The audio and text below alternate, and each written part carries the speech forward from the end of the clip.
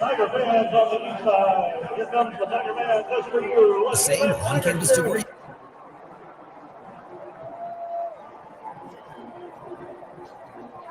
Journey to success today at online.lsu.edu.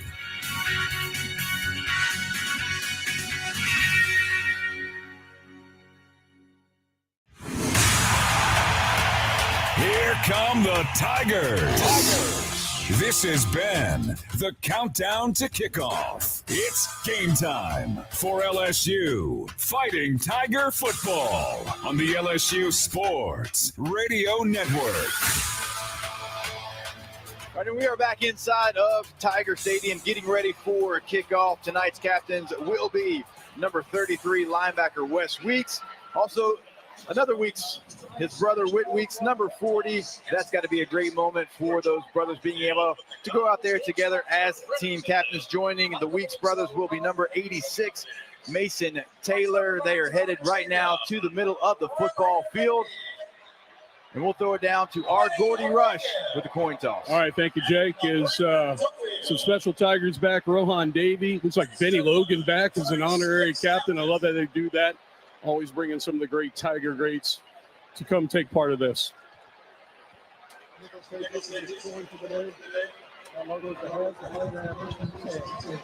Tail, heads. What did you call it? Heads is the call.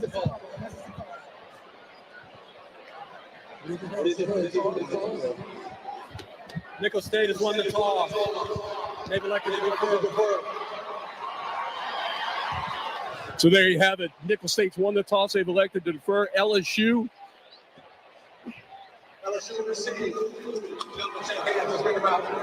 LSU's going to receive. They're going to be coming out of the north end zone towards the south. It has been a beautiful day here, Chris, in terms of temperature. It's been overcast, misty, not beautiful that way, but it's been 100, it seems like, all summer long. It's been about 84 degrees or so in ballpark. That's what's projected at kickoff, and it's much welcome. It's a great night for football here in Tiger Stadium. Chris? All right, so for a second week in a row, LSU will receive the opening kickoff. We'll see what this opening drive looks like, and we'll bring the voice of the LSU Tigers on to the broadcast, Chris Blair. Thank you, Jacob. Welcome in, Tiger fans. We start this 100-year celebration. Great crowd on hand here for this Southland versus SEC matchup. Again, first time ever between the Colonels and Tigers.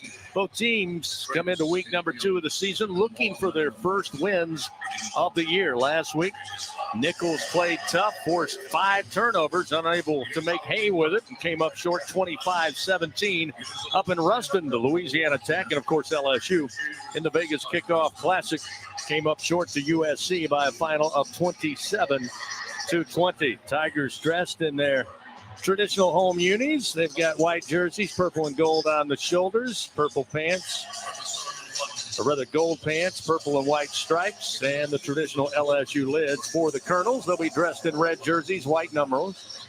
Got silver helmets and silver breeches with the red stripe down the side. Time now for the first half kickoff, presented by Cintas, proudly helping local Louisiana businesses stay clean, safe, and ready for the workday for over 35 years. Gabe Showalter will tee it up at the 35-yard line, as Gordy told you. The Colonels kicking right to left towards the north end zone here at Tiger Stadium. Fans are ready to go. Teams are ready to go. Our SEC officials are just about ready to go. And they'll give them the go-ahead now. Showalter will walk it off. Xavion Thomas and Josh Williams back deep to receive for your Tigers. Showalter now takes his angle. Steps on the SEC logo at the 25, and here's the approach. Boot meets ball, and we've got football in Louisiana. Going back, going to be fielded about 7 yards deep out of the end zone. Xavion Thomas gets hit at the 10, stays upright near side of the field, but gets to the 15, and that is about all before the Colonel special teams unit puts him down, and LSU will start first down and 10 at their own 15. Interesting. We've been told Thomas, one of those guys who can be electric in special teams, Jacob, but he took that one 6-7 yards deep to bring it out. That's a guy that wanted to make a ball play, but I think going the other way, catching the ball as you're backpedaling is not a recipe for success, certainly on the opening kickoff. Opening drive last week did not yield points, but the Tigers march down the field. We'll see what they have tonight on first down and 10 from the 15. Nussmeier going to pull now, throw, and has a man open up the 25 across the 30, out of bounds at the 33. C.J. Daniels on a pickup of 18 yards picks up the first down for LSU. Brought to you by Louisiana Blue, the official health insurance of LSU athletics. Daniels, the transfer from Liberty, couple of catches last week. Involved early in this one. They'll motion Mason Taylor, the tight end, right to left. He'll line up left of the formation. Here's the shotgun snap, Nussmeier, but right at the snap, flags and whistles. And it looks like movement here against LSU. They're going back to that C.J. Daniels play to start off the game. I know a week ago in Las Vegas, you mentioned it. He had a couple of catches. This is a 1,000-yard receiver. This is someone that at Liberty last year averaged 20 yards per catch. He's a big play guy. Good to see him get involved early in the game. 3 catches, 19 yards a week ago, but a false start. Back up LSU. Put the ball now back at the 27-yard line of their own. Too many false starts for this offensive line, according to Coach Kelly last week. Quick screen, sent to the far side with some room across the 30 and tripped up at the 34 is Aaron Anderson. Talking to Coach Kelly this week, Jacob, he mentioned Aaron Anderson, said now he is playing without thinking. Last year did not look as speedy as we expected, but give the man credit. He looked electric last week. A nice little pickup there on first down. Caden Durham now will check in. Durham, the freshman running back we were expecting to see tonight. He'll come in on the third play of scrimmage here in this opening drive. Second down and 9 after picking up 6 on that screen to the left side. Nussmeier in the shotgun. Here's the snap. Nussmeier with time. Here's this one out near sideline. A little wide, caught out of bounds at the Colonel's 40-yard line. Shelton Sampson ran out of real estate. He did haul it in, but he's wide of the boundary, and that'll set up third down and 9 here for the Tigers. Last week, LSU 38.5%, well shy of their 55%, Jacob, last year as a third down offense. Yeah, you'd like to see Garrett Nussmeier give his receiver a chance. That ball was never in bounds there at the finale of it. You've got to give your receiver a chance. At least let him go make a play. Josh Williams back in at running back. He'll move from the left to right hip of Nussmeier. Big third down here, opening drive, 13:20 to go, first quarter. Nussmeier slaps, gets the snap, pressure comes. He has to release off his back foot. It's deflected at the 40 and incomplete up at the 45-yard line. Quentin Sharkey, untouched, made a beeline to Nussmeier. Garrett had to get rid of that one quicker than he wanted to. So the quarterback hurry affects the play. It'll be 4th and 9. And the Tigers will have to punt it away. That's the same thing that gave them issues last week in Las Vegas. It was through the A-gap, right between that center and guard. That's where USC had a lot of success bringing pressure. Nicholls sees that on tape. Pressure Nussmeier with the same look. Terry Matthews back deep for the Colonels, far side of the field at the 25. The punt from Peyton Todd on its way. Gets a boomer spiraling kick inside the 20. Going to be taken there by Matthews, and he goes nowhere. 47-yard punt and maybe a half-yard return. He's dropped at the 19-yard line of the Colonels. Great job on special teams.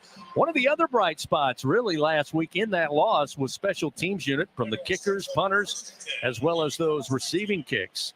So the Colonels will see on offense for the first time tonight, looking at first down and 10 from their own 19-yard line in a scoreless game. Going back to special teams, we talked about it last week on the broadcast. Just having someone back there that does feel like a threat as a returner makes a world of difference. Pat McQuaid, the quarterback, junior out of Ohio.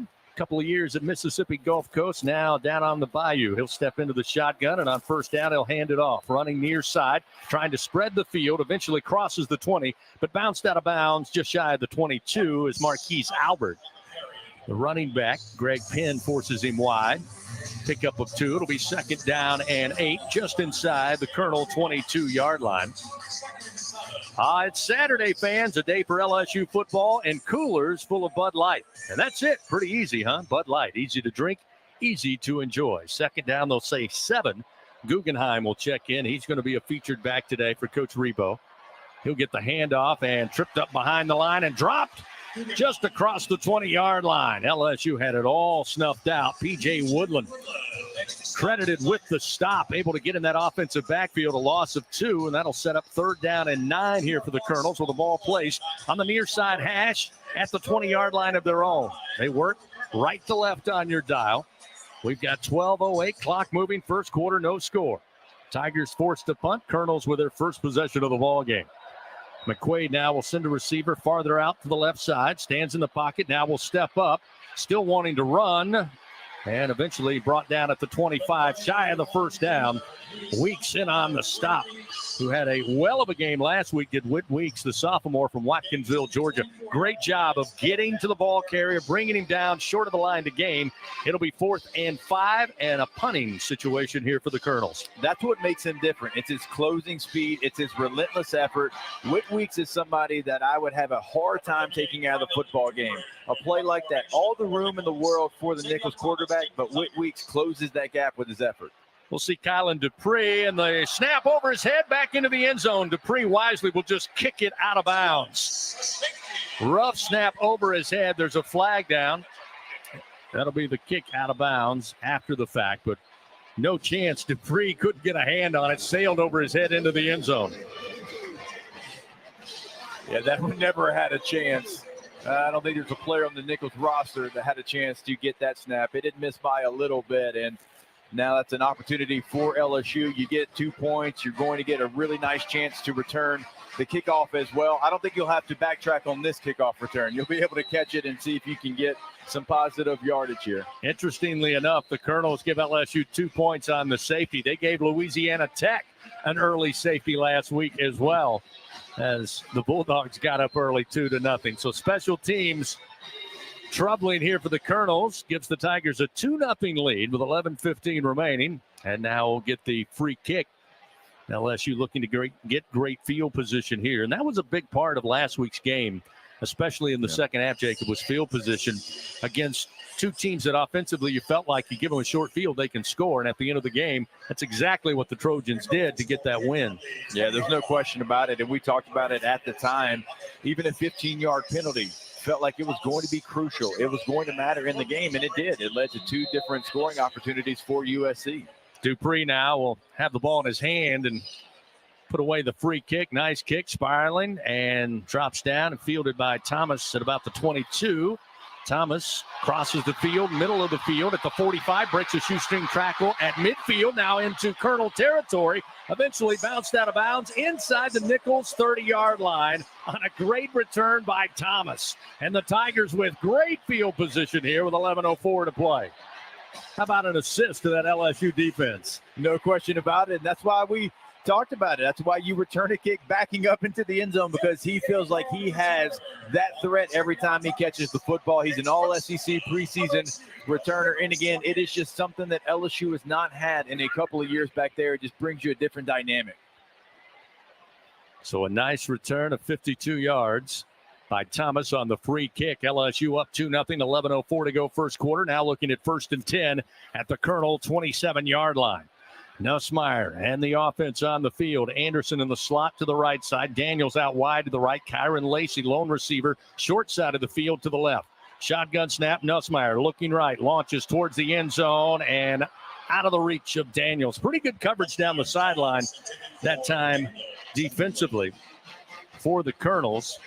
And Darius Smith was step for step to throw a little long. It'll be 2nd down and 10 from the Nicholls 27-yard line.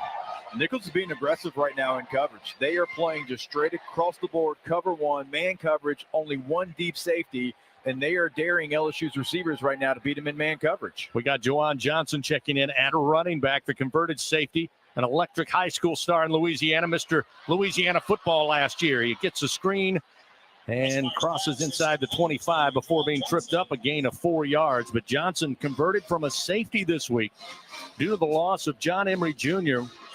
Tough story for John.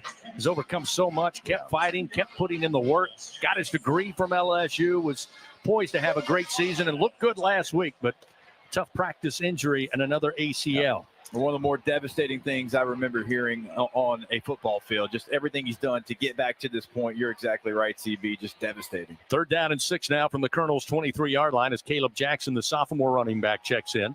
He'll release out of the backfield as Nussmeier looking to throw. Gets it to Taylor. Great grab. Near side at the 18, but just shy. Needed to reach that 17. Nope, they're going to give him. I don't think they indicated first down. He looks like he's going to be a yard shy. It'll be 4th and a yard here. Tigers inside the Capital One red zone. Proud supporter of LSU Athletic. What's in your wallet? So it'll be 4th and a yard here. Tigers again going for it. 2 receivers right, 1 to the left. Jackson remains the running back with Nussmeier. Motion a receiver. They'll give it to Jackson. He's got the first down. Punishing defenders inside the 15. Down to the 11-yard line. Caleb Jackson carries Eli Ennis for a ride.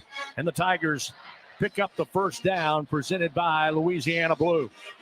Gain of 7 by Jackson.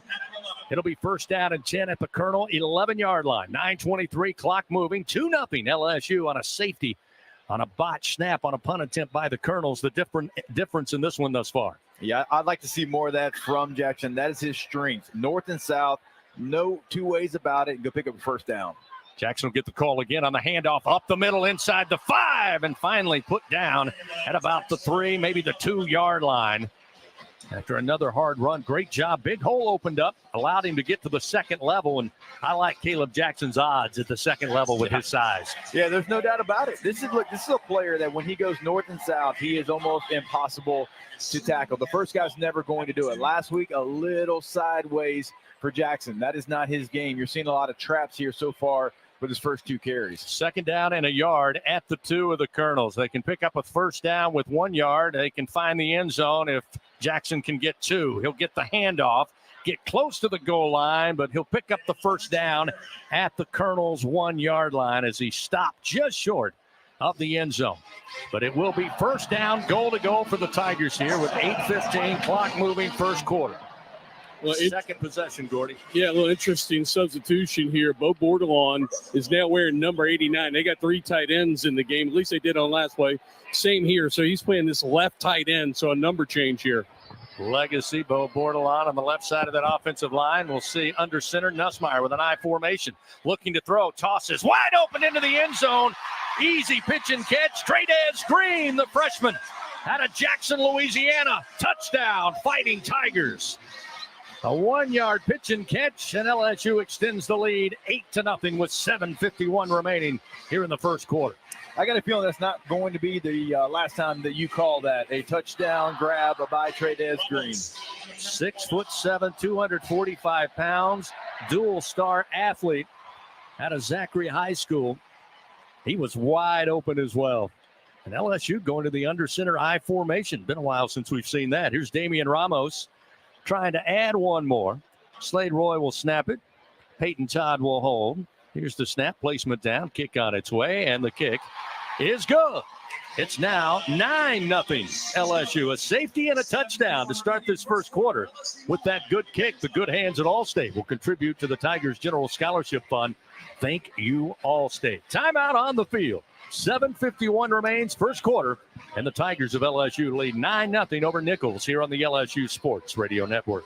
Tiger fans, this is Eddie Kennison, former LSU football wide receiver. If you know me, you know I'm all about making big plays. Tigers win! Tigers win!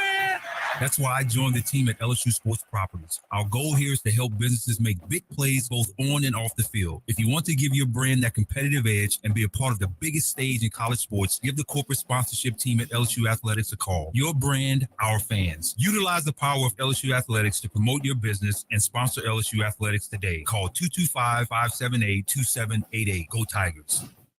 LSU Tiger fans are gearing up with real Tigers apparel and merchandise from the official online store at lsushop.net. Get jerseys, sideline gear, polos, t-shirts, hats, official team merchandise from Nike, accessories, and much more. Over 3,600 products, all shipped right to your door. Head to the place real Tiger fans go for the selection only real Tiger fans get at lsushop.net. When are 3 letters more than 3 letters? When they represent 14 storied universities, generations of tradition and unbridled passion, stadiums and arenas swelled with diehard fans, more than 260 national titles, thousands of All-Americans, and hundreds of Olympians. And the one conference where every catch, shot, swing, and stride just means more.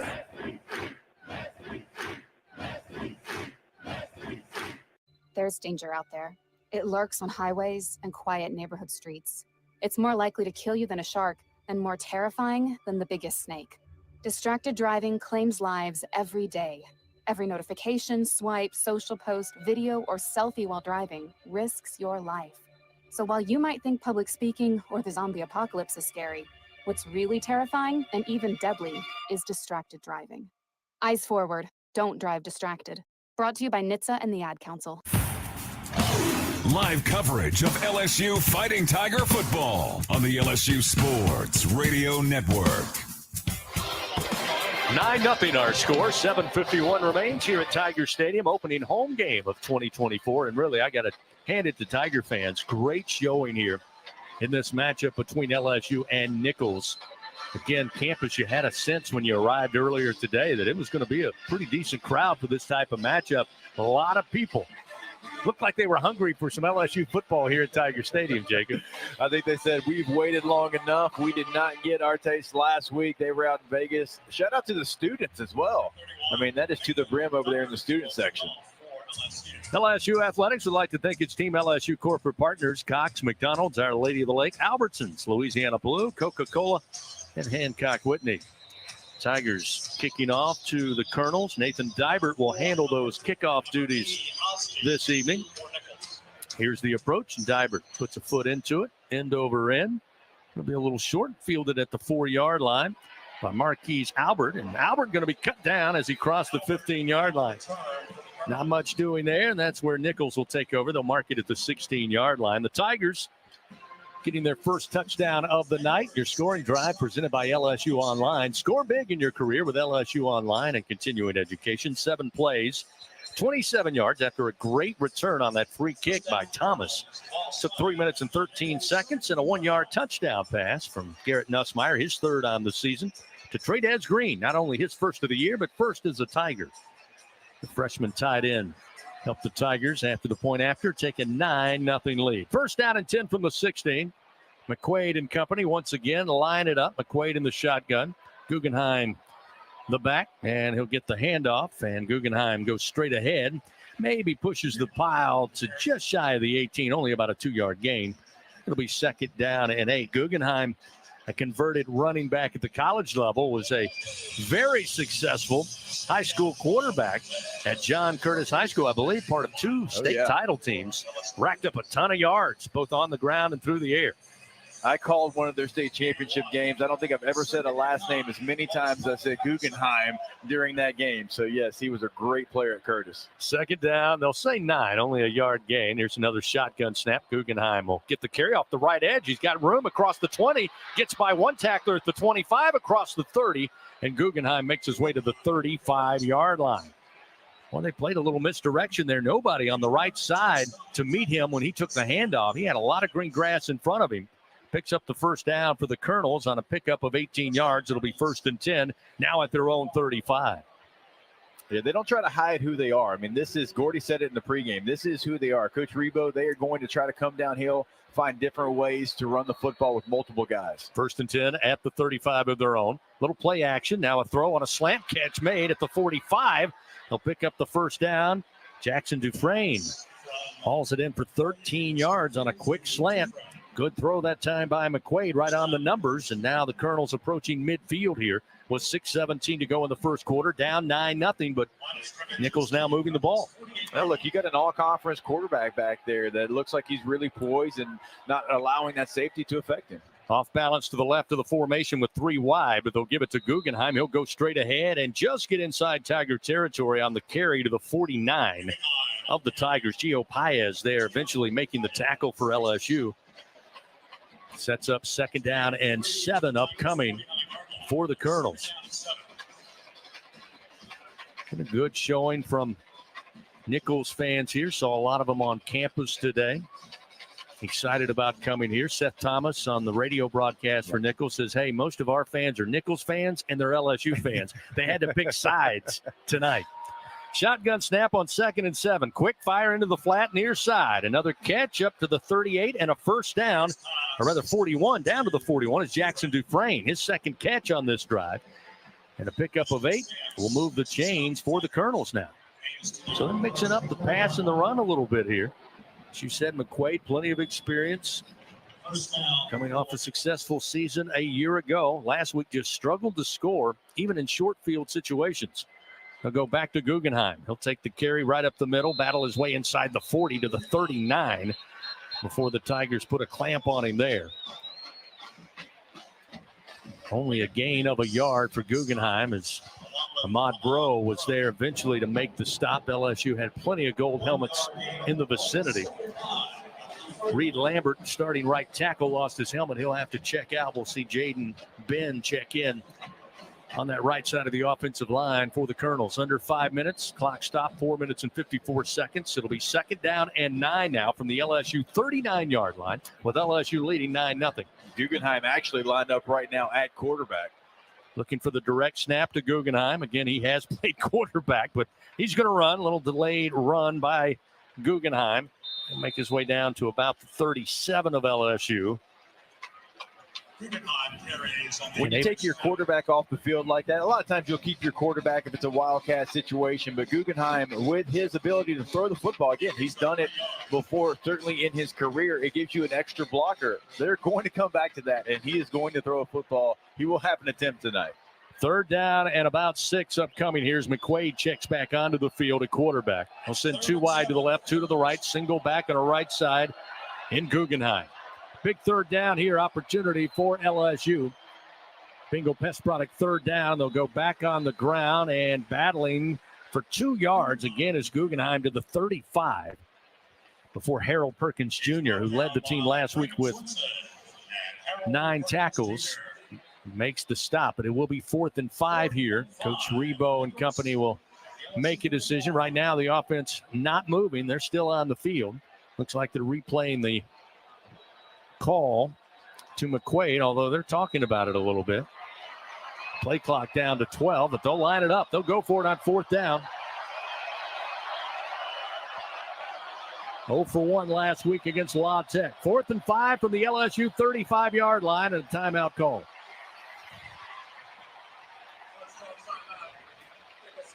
Nicholls wants to talk about it. We have a timeout presented by Coshada. Escape to the largest casino resort in Louisiana. Coshada Casino Resort, Louisiana's best bet. Timeout on the field. LSU up 9-0. Colonels showing some life offensively, but staring down a 4th and 5 at the Tiger 35 when we continue after this on the LSU Sports Radio Network. Hey, Tiger fans, this is Bob McLaren with 44 Farms. We're so honored that you're enjoying our 44 Farms Tiger Dogs in Tiger Stadium. Did you know we've been turning meals into celebrations since 1909? You can do the same by visiting 44steaks.com. Go Tigers! 44 Farms, proud partners of LSU Athletics. A strong power game is the key to winning on the field and off it. With available Pro Power onboard, the Ford F-150 acts as a mobile generator to keep your job site running on the workday and your tailgate rolling on game day. No wonder Ford F-Series is America's best-selling truck 47 years straight. Ford F-150 and your Southern Quality Ford dealer. Proud sponsor of LSU Athletics. See Owner's Manual for important operating instructions.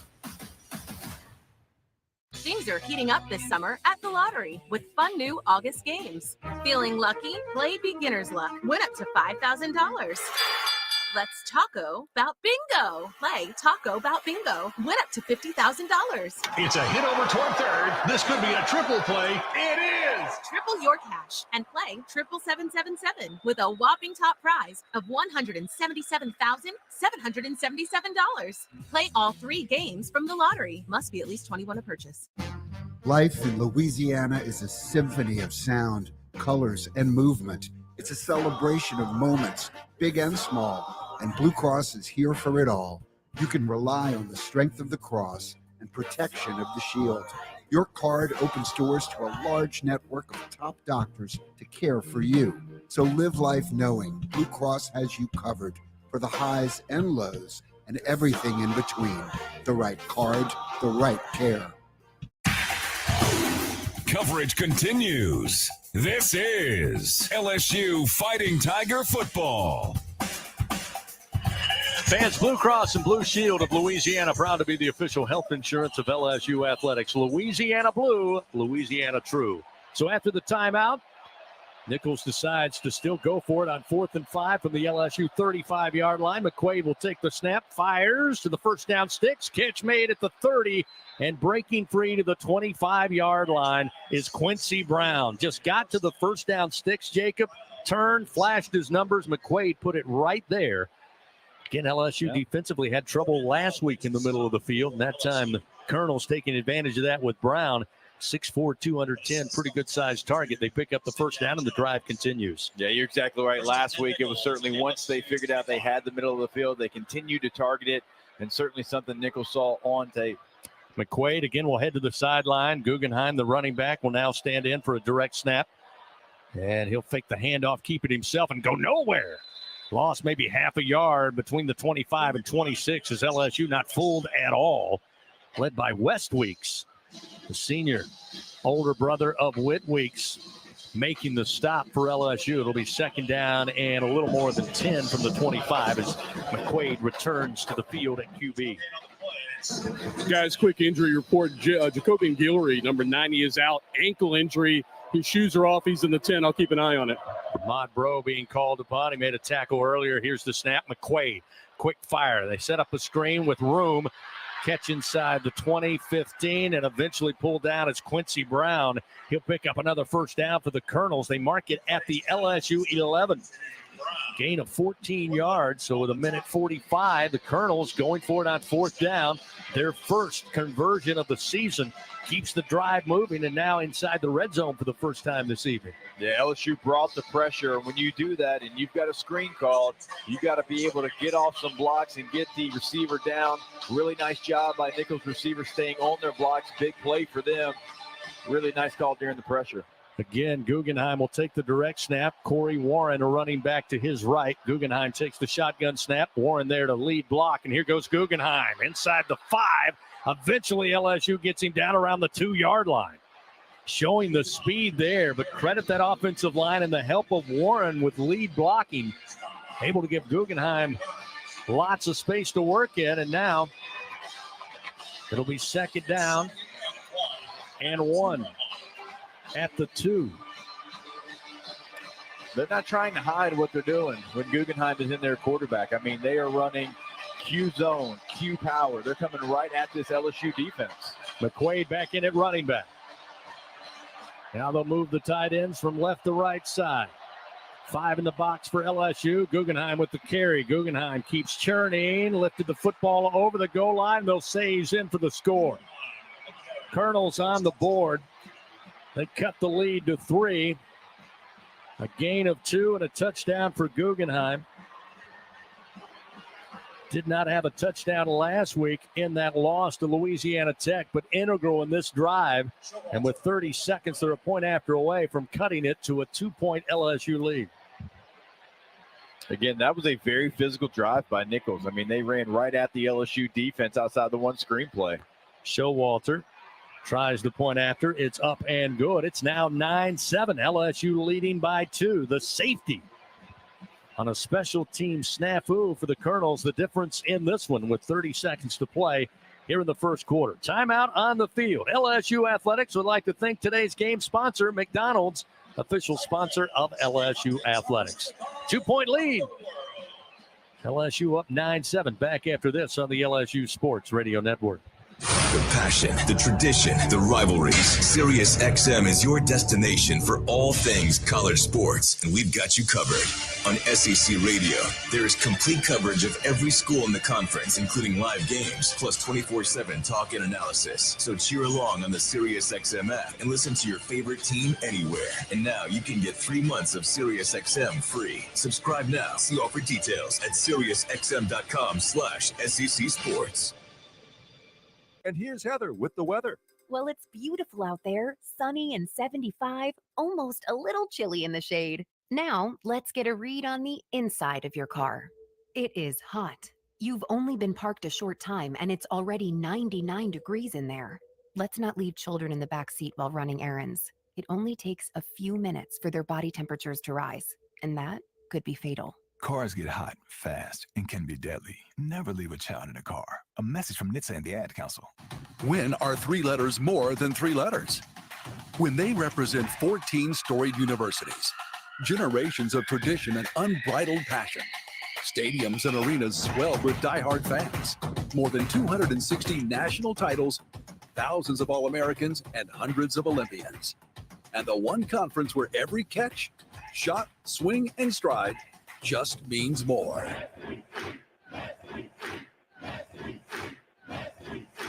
He's got a seam. He's down the near side hash. Tiger fans, if you've ever wanted to listen to the LSU Sports Radio Network while watching your Fighting Tigers on TV, now you can, and it's easy to do. Just pause the TV. Use the LSU Sports mobile app to stream the audio on your smartphone or tablet. Connect to a smart speaker, then wait for the audio to catch up to the point your TV is paused. Push play, and you are all set. Watch the Tigers and listen with the LSU Sports Radio Network and the LSU Sports mobile app. 15, 10, 5, touchdown! Tigers! Go behind the scenes. Check out our booth cam on Facebook and YouTube from the LSU Sports Radio Network. As we continue on this Saturday evening, let's pause. 10-second station identification on this, the LSU Sports Radio Network. Hear the Tigers roar worldwide. The LSU Sports Radio Network and the LSU Sports mobile app. Along with our producer, Brian Haldane in the Capital One studios, Jacob Hester, Gordy Rush, Chris Blair with you here at an electric Tiger Stadium for the home opener. Right now, the home team leading 9-7. That's LSU over Nicholls, but the Colonels right down the field, 13 plays, 84 yards, 7 minutes and 17 seconds before Colin Guggenheim with his first touchdown of the season, one that he certainly will not soon forget in front of a large crowd here at Tiger Stadium. Guggenheim, native of Kenner, Louisiana. Here's the ensuing kickoff. Going to be fielded by Thomas down around the goal line. Thomas coming out near side across the 20, the 25, and then pushed out of bounds at around the 26-yard line. That's where LSU will take over. Jacob, Gordy, in those 13 plays, by the way, the Colonels, no surprise, 9 of them on the ground, but 7 of those 9 right up the middle at LSU's defense. Yeah, and Gordy mentioned Jacoby and Guillory in the injury tent. That's a huge loss. We talked about it last week. That is not a position group that you can afford to lose any bodies. Certainly maybe your best one in Guillory. First down and 10 now for the Tigers, just beyond their own 26-yard line. Nussmeier in the shotgun. Caleb Jackson, the featured back. Nussmeier looking to throw, unleashes near side. Catch made. Lacey at the 34. Is then quickly put out of bounds after a 7-yard gain. Lacey with his first catch of the night. Let's real quick go down on the sideline. A sideline report powered by your hometown John Deere dealer in Sunshine. What do we know about Guillory, Gordy? That's not good, Jake and Chris. He has got a boot on that right ankle. They got him in a wheelchair. They're going to take him inside to get some x-rays. That'll be the final play of the first quarter as we've played 15 minutes. So the Tigers will switch sides of the field, and after 1 quarter of action, they lead the Colonels of Nicholls by a score of 9-7. Fans, it's hard to stop a train, but it's easy to afford one. At trainsouth.com, find an AC and heating dealer and special offers. Trainsouth.com, proud partner of LSU Athletics. 1 quarter in the books, 9-7. LSU leads the Colonels of Nicholls. Back after this for second quarter action on the LSU Sports Radio Network. It's snack time in Death Valley. Hey, Tiger fans, Bruce Buffer here, voice of the UFC, to talk about my friends at Kudo Protein Popcorn. Kudo Protein Popcorn is now the official popcorn of LSU Athletics and is fueling the LSU football players to victory. Kudo is packed with 5 grams of protein per serving and comes in 3 delicious flavors of white cheddar, garlic parmesan, and salty sweet kettle corn. Head to kudosnacks.com and use promo code LSU for 15% off your order. Go Tigers! Hi, I'm Kevin Falk, LSU Hall of Famer. My years at LSU were amazing. I've always loved celebrating with my teammates, especially when someone was serving up some delicious Manda sauce. For a lot of Tiger fans, it's just not game day without Manda in the mix. Serving top quality sausage and original season is Manda's strong side, but it's Manda's flavor that's always got me running back for more. You get it? Running back for more. After 75 years, the flavor still says it all. Manda Fine Meats, the official smoke sauce of LSU Athletics. Do you know someone who is the ultimate LSU football fan?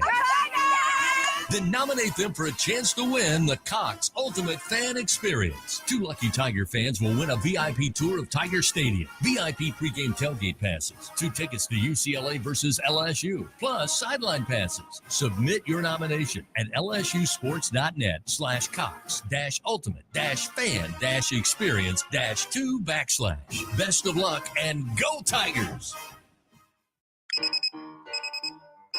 Some days you hit snooze, but not today. Today you have to go on a run to get burgers for the tailgate. You've got to haul something heavy, a cooler stocked with Bud Light. When you've got beer and football, nothing is hard. Until the other team scores. Bud Light. Easy to drink, easy to enjoy. Enjoy responsibly. 21 plus. Copyright 2024 Anheuser-Busch Bud Light Beer, St. Louis, Missouri. Second quarter action of LSU Fighting Tiger football, presented by Dudley DeBosier, continues from the LSU Sports Radio Network. 9-7 our score. LSU leading the Colonels. LSU would be the beneficiary of a safety to get on the board first after a bad snap on a punt attempt by the Colonels. LSU then would take the free kick, get a great return by Thomas, quickly go down the field. 7 plays, 27 yards. Found Tredez Green in the right corner of the end zone for the touchdown to make it a 9-0 ball game. But then the Colonels came running back literally and figuratively. 13 plays, 84 yards, 7 minutes and 17 seconds on that drive. But Guggenheim finds the end zone to make it a 2-point ball game as we start the second quarter of action. In that first quarter, your quarter stats presented by Hancock Whitney. The Tigers 3 first downs. Colonels able to put together 6. Tigers with 17 yards on the ground, 19 for the Colonels. And both teams over 40 yards passing in that first quarter of action. But the Colonels actually with an edge, 65-58 total offensive yards. We get back to action as the handoff comes to Caleb Jackson on 2nd and 3 to start the second quarter. And forward progress got him close to the first down sticks, although not seeing him move it. Now they will move. He got to the line before being pushed back. So Jackson picks up the first down for the Tigers, brought to you by Louisiana Blue on a gain of 3 yards. So the counter play is something that LSU is certainly going to run. We saw it a lot last week. We see it here tonight. Caleb Jackson, as the running back, your aiming point is that B gap. I'd like to see him put his foot in the ground, go north-south as soon as he sees that crease. First down and 10 at the Tigers' own 37-yard line. Lacey motions out wide to the right. Single receiver to the left. Nussmeier will pump to the right and then load it again towards the right, looking for Lacey just out of his outstretched arms inside the 20 of the Colonels. Incomplete. Lacey had the step on the defender. He's a little slow to get up, but appears to be okay after he went diving on that attempt. Lawrence Sullivan was on coverage and may have had just a little bit of the arm late, but no flag comes out. Pretty good defense and just a throw out of his reach. It'll be 2nd down and 10 for the Tigers as Nussmeier certainly trying to stretch the field quickly. Yeah, it's about his 3rd shot he's tried to take here tonight. Certainly wants to push the ball down the field compared to what he did last week in Vegas. They go 5 wide to the Tigers on 2nd down and 10. Empty backfield for Nussmeier. Calls for the snap and has it. 3 steps. Looks right. Now running to his left. He will tuck and run with room. Slide down at midfield. And they'll mark him down at the 48-yard line of the Tigers. So we didn't see that last week from Nussmeier, but he improvises tonight and shows he's pretty fleet of foot. Yeah. Picks up solid yardage on the run. Look, he is certainly athletic enough to be able to do what he just did. We were going back and looking at some of the stats. Back in 2007, Matt Flynn had 100 rushes, right? They kind of remind me of each other as far as athletic ability. He certainly has the ability to do what he just did. First down and 10 at the Tiger 48-yard line, just left of the Tiger eye, middle of the field. Here's the shotgun snap, Nussmeier. Again, unloads. Far side out of the reach of Taylor, just out of his fingertips at about the 38-yard line, going towards the far side boundary. That'll set up 2nd down and 10 for the Tigers. EFCU Financial celebrating its 90th anniversary, and they are certainly proud to be the centennial sponsor for 100 years here in Tiger Stadium. EFCU Financial is the Louisiana way to bank. Tigers now 73 yards, total offense. Nussmeier 6 of 11, 41 yards, does have the 1-yard touchdown. It'll be 2nd down and 10 now from their own 48-yard line. 2 receivers left, 2 to the right, single back. And Juwan Johnson, they'll swing it to Johnson. He's got the football, gets to midfield, spins away from one defender inside the 45 before being stopped at the 43. That's the playmaking ability of Juwan Johnson, the star quarterback, and Lafayette Christian getting the chance to go from defense to offense this week, and so far looks impressive. Picks up an impressive 8 yards and makes 3rd down manageable. It'll be 3rd a little more than a yard as Kyron Lacey back onto the field. Looks to be okay after coming up a little gimpy on that pass attempt earlier. We'll see Josh Williams back in at running back for the Tigers. Daniels wide to the left, Lacey wide to the right. The motion Trades Green right to left. Nussmeier looking to throw, gets it to the Liberty transfer Daniels, and Daniels inside the 35, carries a couple of Colonel defenders, picks up the 1st down. 10-yard gain for Daniels. Another 1st down for the Tigers, brought to you by Louisiana Blue. LSU gets to the line quickly. 12:45, clock moving, 2nd quarter, 9-7. LSU leads by 2 over the Colonels of Nicholls out of the FCS and Southland Conference. 12:35, clock moving. Trip receivers to the right. Single back in Josh Williams. Mason Taylor, the tight end to the right side of the formation. Shotgun snap to Nussmeier. Little sprint out to his right. Looking downfield, tosses man open. Lacey at the 14, hits the far sideline, goes airborne into the end zone. Touchdown, Fighting Tigers. 32-yard pitch and catch. Lacey with the score. His 2nd touchdown of the season. And the Tigers extend the lead 15-7. That was a really nice job by Garrett Nussmeier. Initially, the play told him throw it short to Williams. He strings it out, allows Kyron Lacey to come open, throws a strike to him. Unfortunately, on that leap to get in the end zone, Lacey slow to get up. Trainers out there in the right corner of the end zone. Taking a look at the Tigers' star receivers. He's laying on one side. He went into the air, kind of got clipped as he went over the defender and then fell awkwardly into the end zone. Maybe. We're hoping just the breath knocked out of him. Now they've got him laying on his back as the trainers take a look. Already we told you Jacobian Guillory out. Doesn't look like he'll be back in. Talented defensive lineman for the Tigers. And certainly, Jacob, you said to me before we came back from break, that's a big loss depending on how long Guillory is out. Well, I don't think you can measure how much Kyron Lacey means to this offense as now he's sitting up, which is a great sign. Looks like they're going to try to get him on his feet. So again, maybe just got the wind knocked out of him. That's the hope. Looks like we have an injury timeout. LSU fortunate to have a healthcare partner like Our Lady of the Lake to provide exceptional care when something like this happens. Their regional medical center down the street is the region's only level 1 trauma center and is where athletes go who need further care. So Lacey a little gingerly on his own power, making his way back to the near sideline. But it looks like we've got a full timeout, although the teams are coming to the line of scrimmage here.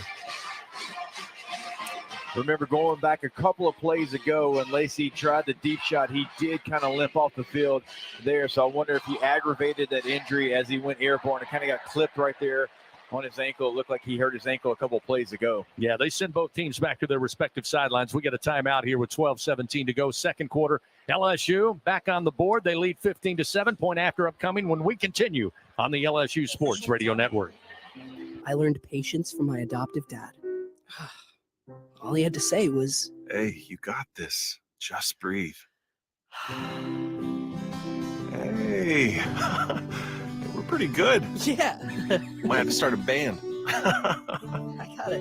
Learn about adopting a teen from foster care. You can't imagine the reward. Visit adoptuskids.org to find out more. This message is brought to you by Adopt US Kids, the U.S. Department of Health and Human Services, and the Ad Council. Sepsis is the #1 cause of death in hospitals, killing 350,000 people in the United States per year.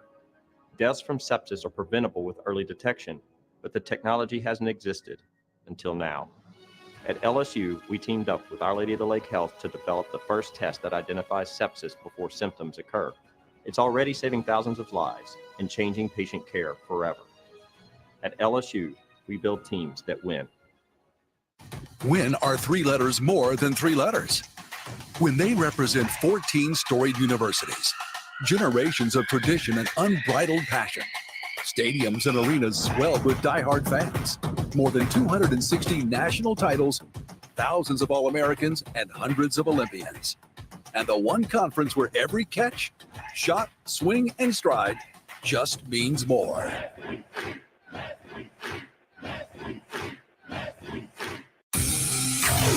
Back to second quarter action of LSU Fighting Tiger football. Presented by Dudley DeBosier from the LSU Sports Radio Network.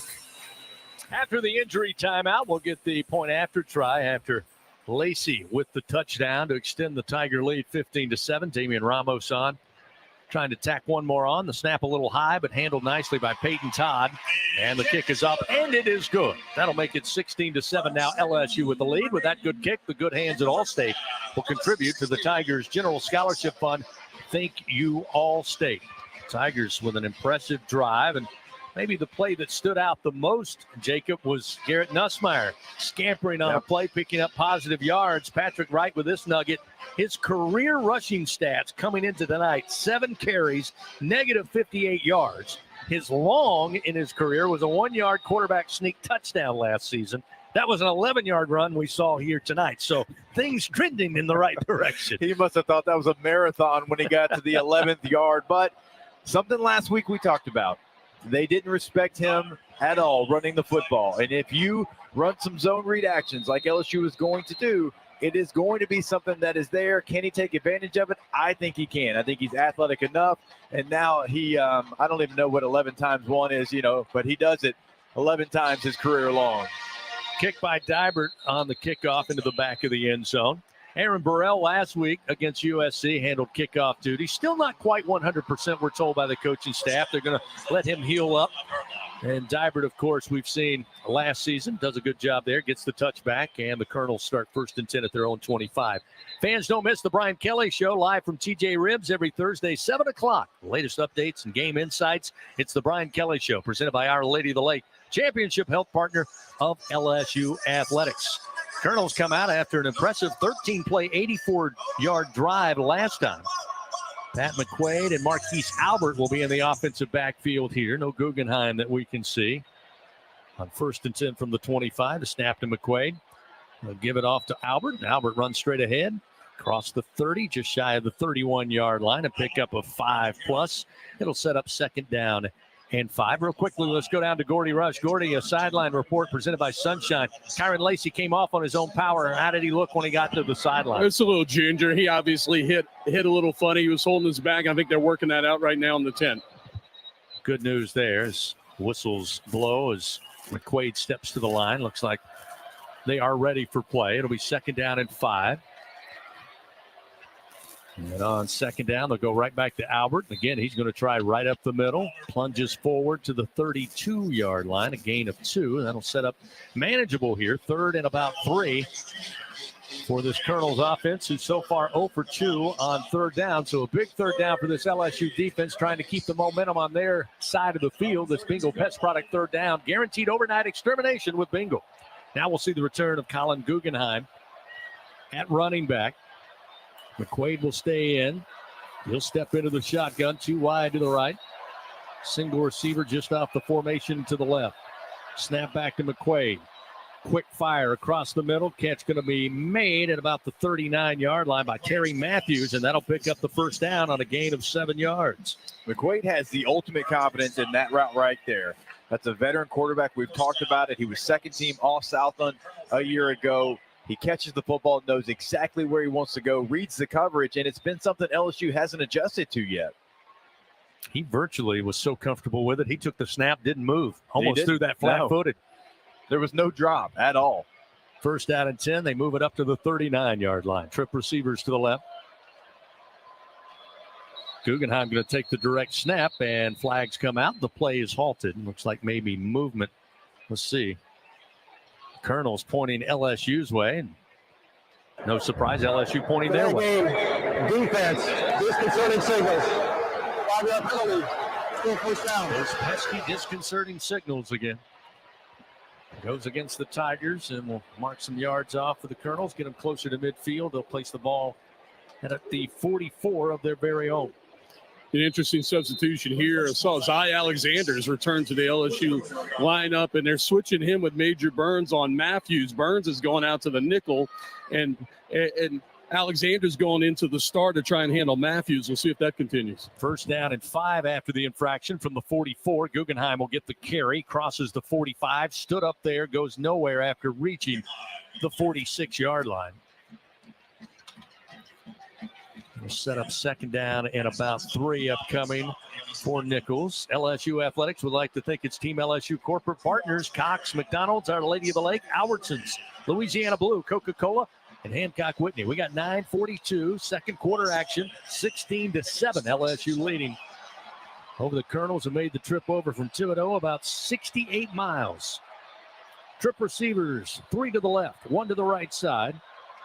McQuaid, shotgun snap, puts it in the belly of Guggenheim, cradles it with his right hand, gets stood up at the line, and maybe reached the 47 to the line of scrimmage, and that's all. They'll be short of the first down sticks by about a yard. Reed Lambert lost his helmet again. Second time he's lost his lid and had to check out. The right tackle for the Colonels, maybe check that chin strap.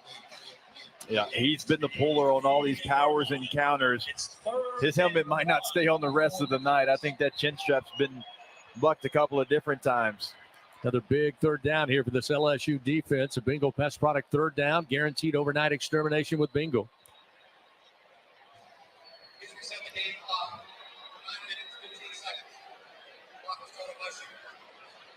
So they'll add some time from 8:55 to 9:15 on the second quarter clock. All right, so we've seen Guggenheim line up at running back, also quarterback. He hasn't thrown the football yet, but this is a great chance for Nicholls to take a shot. It's 3rd and 1. If it's 4-down territory for you, why not try that play right now? You're trying to lull LSU's defense to sleep, and they're probably going to go for it either way. So here is the play that I'd watch if I'm LSU for them if Guggenheim does, in fact, stay at quarterback to take a shot. Timeout going to be taken. Colonels will call their second timeout of the half. Timeout presented by Coshada. Escape to the largest casino resort in Louisiana. Coshada Casino Resort, Louisiana's best bet. It's 16-7. LSU leading over the Colonels. Here at Tiger Stadium, will return after this on the LSU Sports Radio Network. Southern Air Heating, Cooling, and Plumbing, your trusted experts for all your home service needs. With over 35 years of dedicated service, we prioritize your comfort and satisfaction. As an official partner of LSU Athletics, we bring our expertise to every game, from installations to repairs. Our team delivers honest pricing with no surprises. Call us today at 225-777-8888 and experience the difference with Southern Air Heating, Cooling, and Plumbing. Go Tigers! This is Coke Zero Sugar. Could I be the best Coke ever? Try and taste with your ears. Hear those bubbles? Imagine them tingling on your tongue. Fizzy deliciousness. Listen to that cascading liquid. A mouth-watering waterfall. Irresistibly tasty. Zero sugar. Crisp, refreshing, and ice cold. Is Coke Zero Sugar the best Coke ever? Try and decide. Today, we are shaping tomorrow. We are researching how extreme stress impacts the immune system, from trauma victims to athletes, and even astronauts. Our work is leading the way in sepsis treatment, saving countless lives. We're unlocking the mind with music in exciting new ways. Our Lady of the Lake Health and LSU are improving the health of our state and beyond. That's the impact of champions. Imagine the impact we'll have on the future. Together, we roar. Second quarter action continues. Presented by Dudley DeBosier from the LSU Sports Radio Network.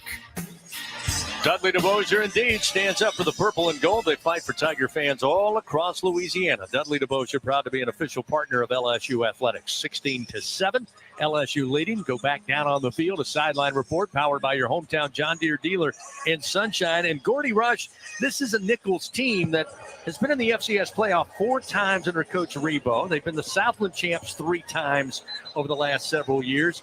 And while there's a size differential, talent differential, depth differential, one thing you can't deny based on what we've seen tonight, they're confident in what they do. No, absolutely. And what they've done the last couple of years, they're a little bit more balanced offense. They're still going to run it, but they've added McQuaid, who can do a little bit of the RPO stuff. And Terry Matthews, they can say he's 5 whatever. He's about 5'5". He is a mismatch nightmare. So now looking at 3rd and 1 for the Colonels at their own 48-yard line. Again, it will be Guggenheim to take the direct snap. He has Warren, a running back to his right. Here's the snap to Guggenheim. The give to Warren. Warren running downhill, crosses midfield, and reaches the 48-yard line of LSU and picks up the first down. They feel confident in that. I mean, they are lining up. They are running the football. It's not just with one run. It's zone schemes. It's gap schemes. It is really everything. To Gordy's point, I mean, they want to run the football, and then when they need a play, they'll hit a quick RPO pass for 7 to 10 yards, and it's just efficient.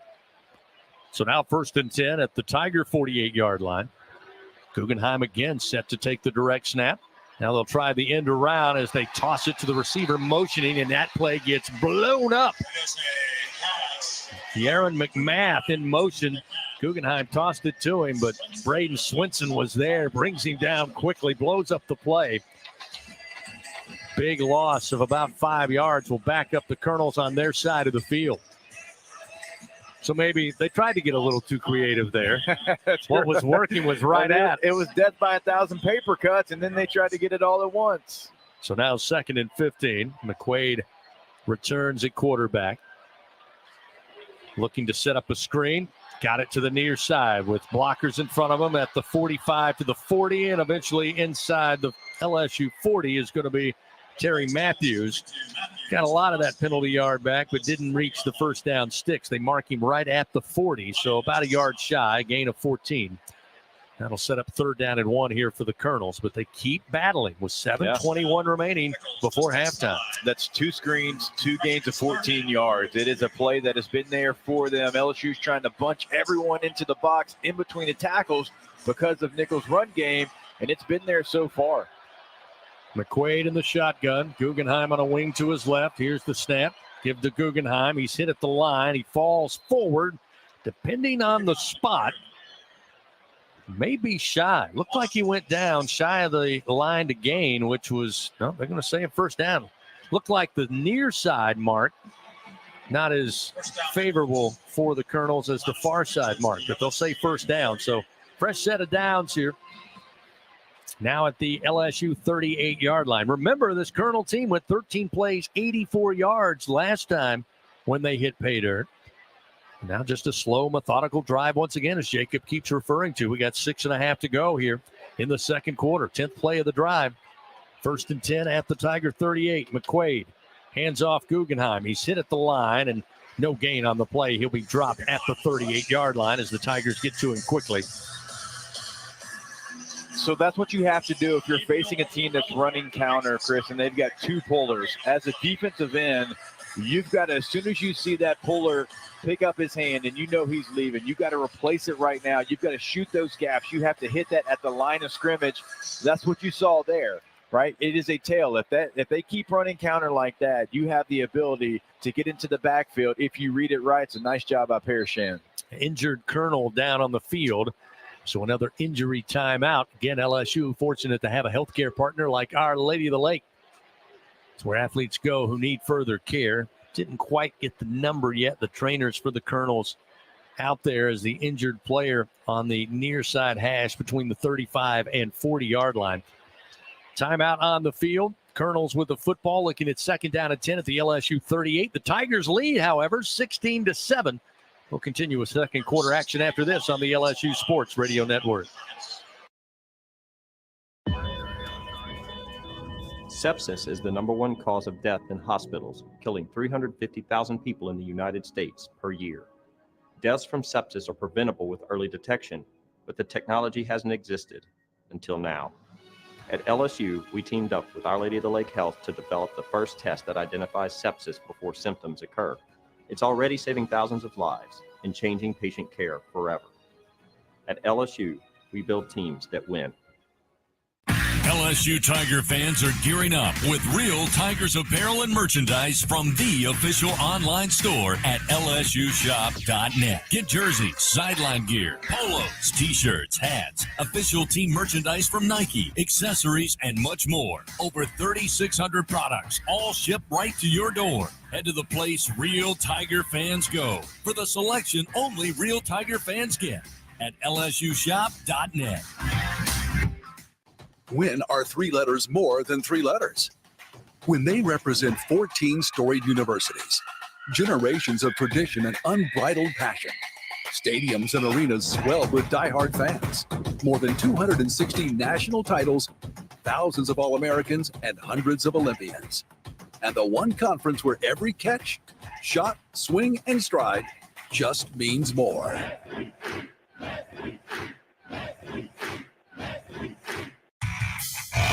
Second quarter action of LSU Fighting Tiger football. Presented by Dudley DeBosier from the LSU Sports Radio Network.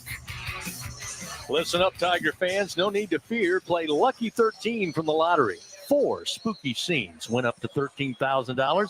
Visit any lottery retailer. Play Lucky 13 for a frighteningly good time. Louisiana Lottery, giving you a reason to smile. Must be at least 21 to purchase. Our score, 16-7. LSU leading over the Colonels of Nicholls, the Southland represented here in Tiger Stadium tonight. And so far, so good for Coach Rebo and his squad.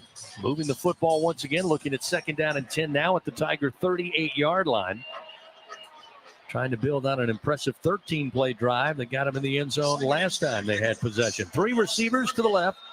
Ball middle of the field. McQuaid in the shotgun will take the snap. Spins the peel. Fires across the middle. Catch made. Matthews has it. Free. Gets away from a couple of defenders inside the 25 and stopped near the 21-yard line. A gain of 17 yards. Once again, right across the middle of the field against this LSU defense.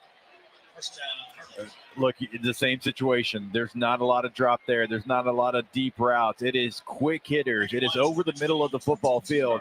And again, McQuaid is somebody, he is not bothered by those around him. He's staying in that pocket, delivering a strike, and LSU has not come up with any kind of adjustment over the middle of the football field. McQuaid 7 for 7 so far throwing the football. 1st and 10 now at the LSU 22-yard line.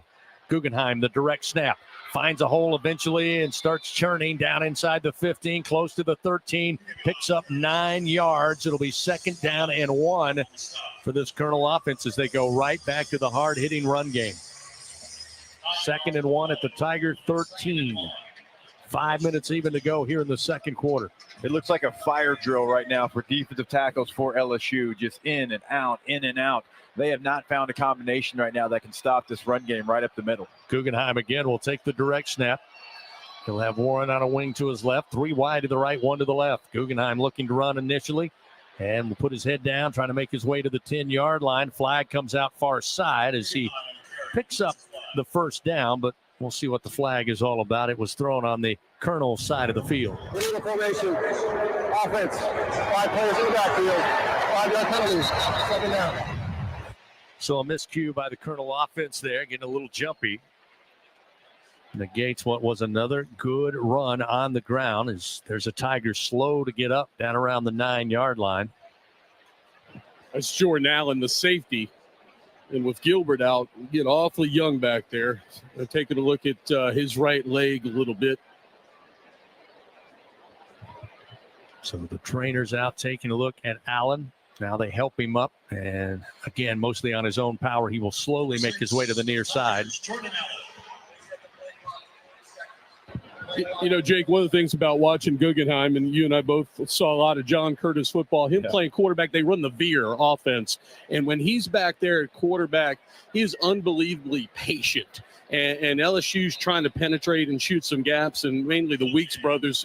And he does a great job of waiting and allowing that H-back to just pick a side and then slide. He's able to slide to the other gap, and he's made some big runs out of it. And again, This is a guy that really, really talented high school football player and knows what he's doing back there, and this offense fits him to a T.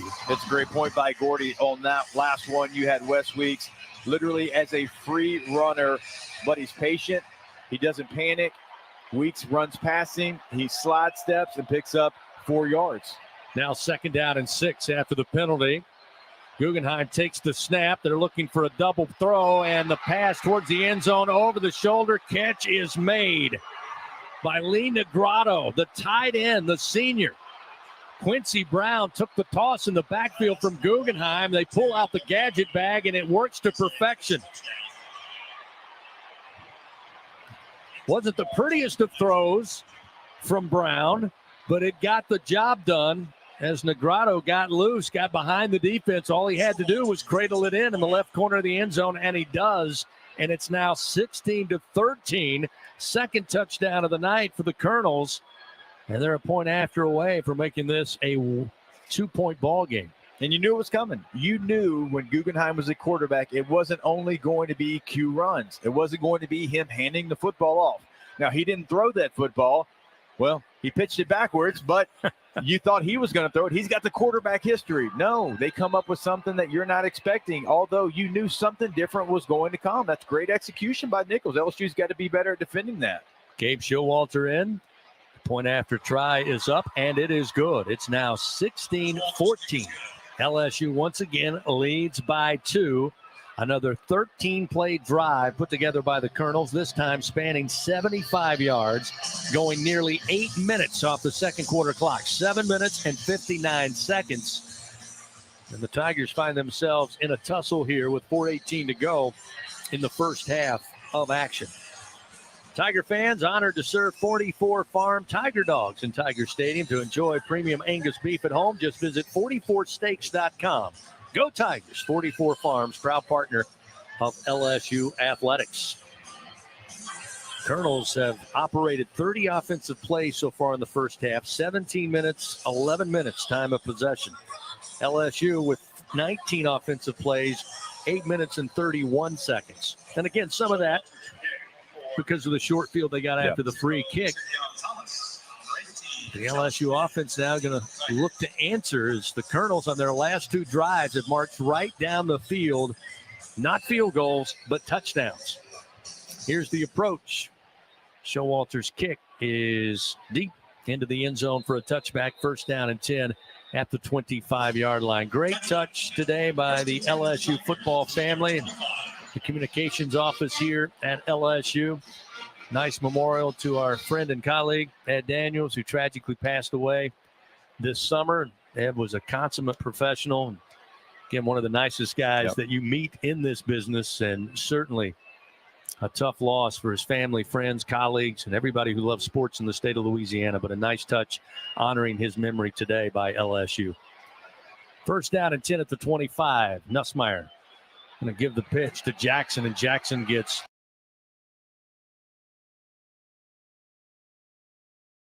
side, but the Colonels almost untouched get to him, and a loss of 5 on the play. Dylan Davis led the charge defensively for the Colonels, and they're playing way out in front of their skis right now, Jake. Yeah, there's no question they are. LSU did the same play, but a play action look to actually pitcher right there. Just a long developing play, and Nicholls was fast getting there. Caden Durham will stay in at running back. Again, his first action as a Tiger, a freshman out of Oklahoma City. 2 receivers right, 1 to the left. Nussmeier looking downfield, has time in the pocket, now steps up with pressure coming, delivers, and Daniels can't hold on at the 45-yard line, but he looked like he was pushed in the back. Flags fly everywhere. Ethan Lee was on coverage, and at the last moment as the ball was coming to Daniels, just a little push in the back for good measure, and it looks like the officials picked it up. Pass interference, defense, number 35.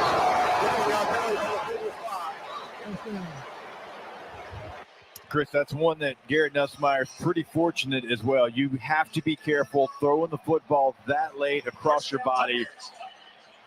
Later on in the season, you're going to have a defender that would go for the ball in that situation and not for the hit. LSU very fortunate they still have the ball, and very fortunate they got the penalty there. Moves them up, first down and 10 at the 35 with 3:33 remaining first half. And the Tigers lead by 2, 16-14 over the Colonels of Nicholls. 2 receivers right, wide side of the field. Shotgun snap, Nussmeier. Nussmeier sprint out to the right. Looks like he's going to slide. Look downfield, but then decided to tuck and run, but drops early after reaching the 36-yard line, only a gain of a yard. Yeah, he's frustrated with himself right now. You see him shaking his head. He knows that play gave him more.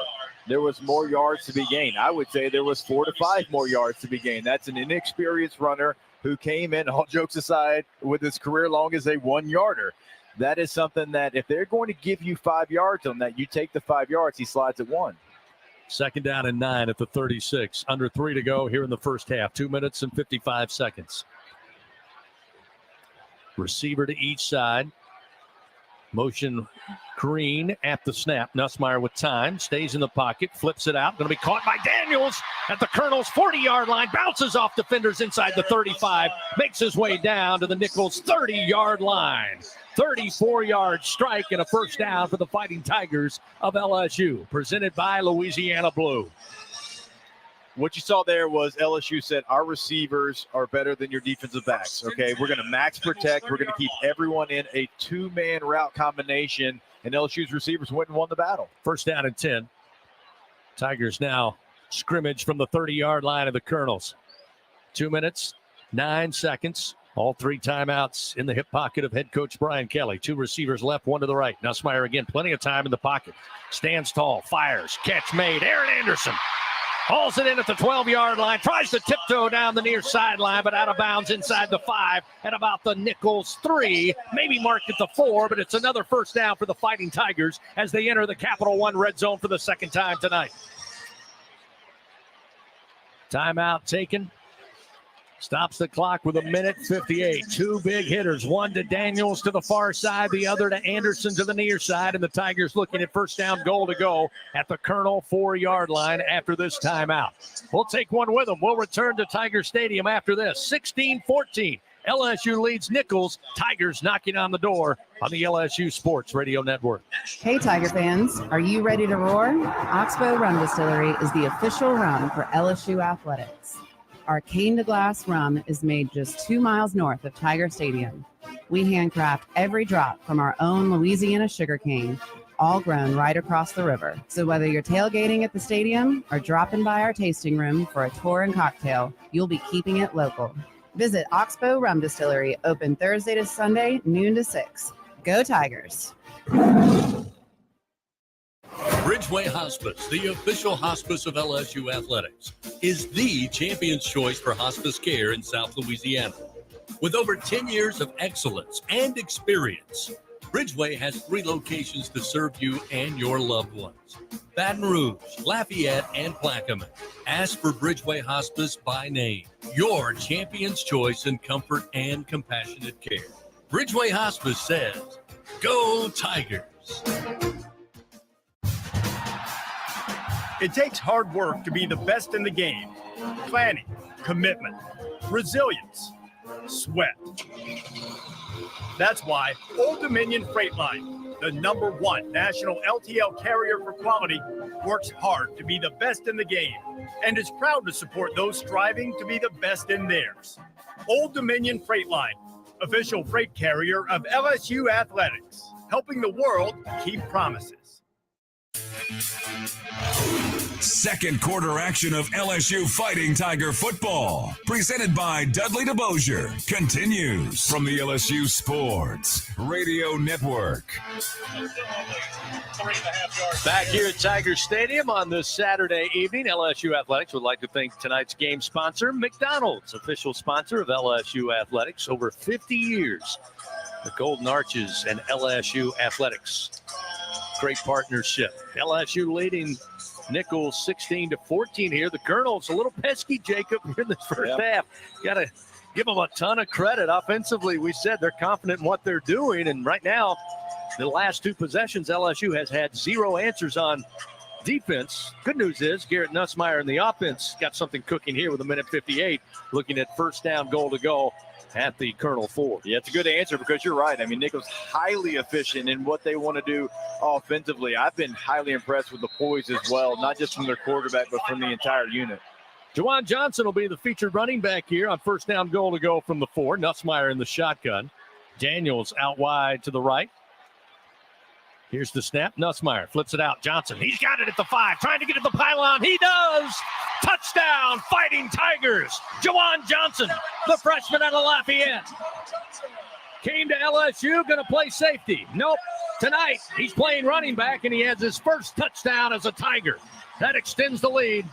22-14, LSU on top with a point after upcoming.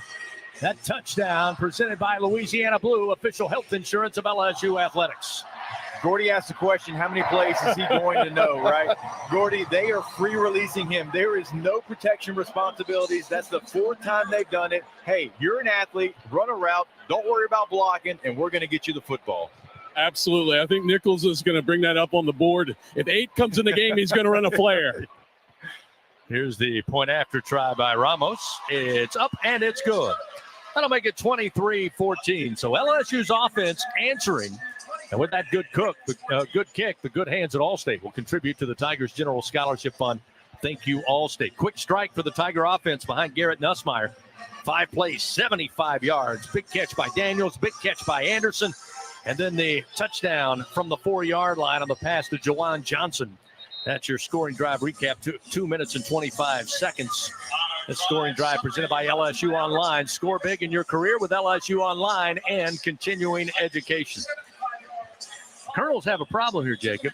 They've been very good on their last 2 possessions. Unfortunately, it took 7 and 8 minutes to go down the field. We'll see how they handle it now with 1:53. Yeah, I'm not sure how many, counters with your running back playing quarterback they're going to be able to get in 1:53 because to their credit, that's who they've been. They know thyself, but here in this moment, you're not going to have the opportunity if you want to go get points before half. Also big for LSU defensively after this ensuing kickoff that once again off the foot of Dybert will go into the back of the end zone to get a quick stop, get some confidence for them going into the locker room, get a stop, maybe even get a punt.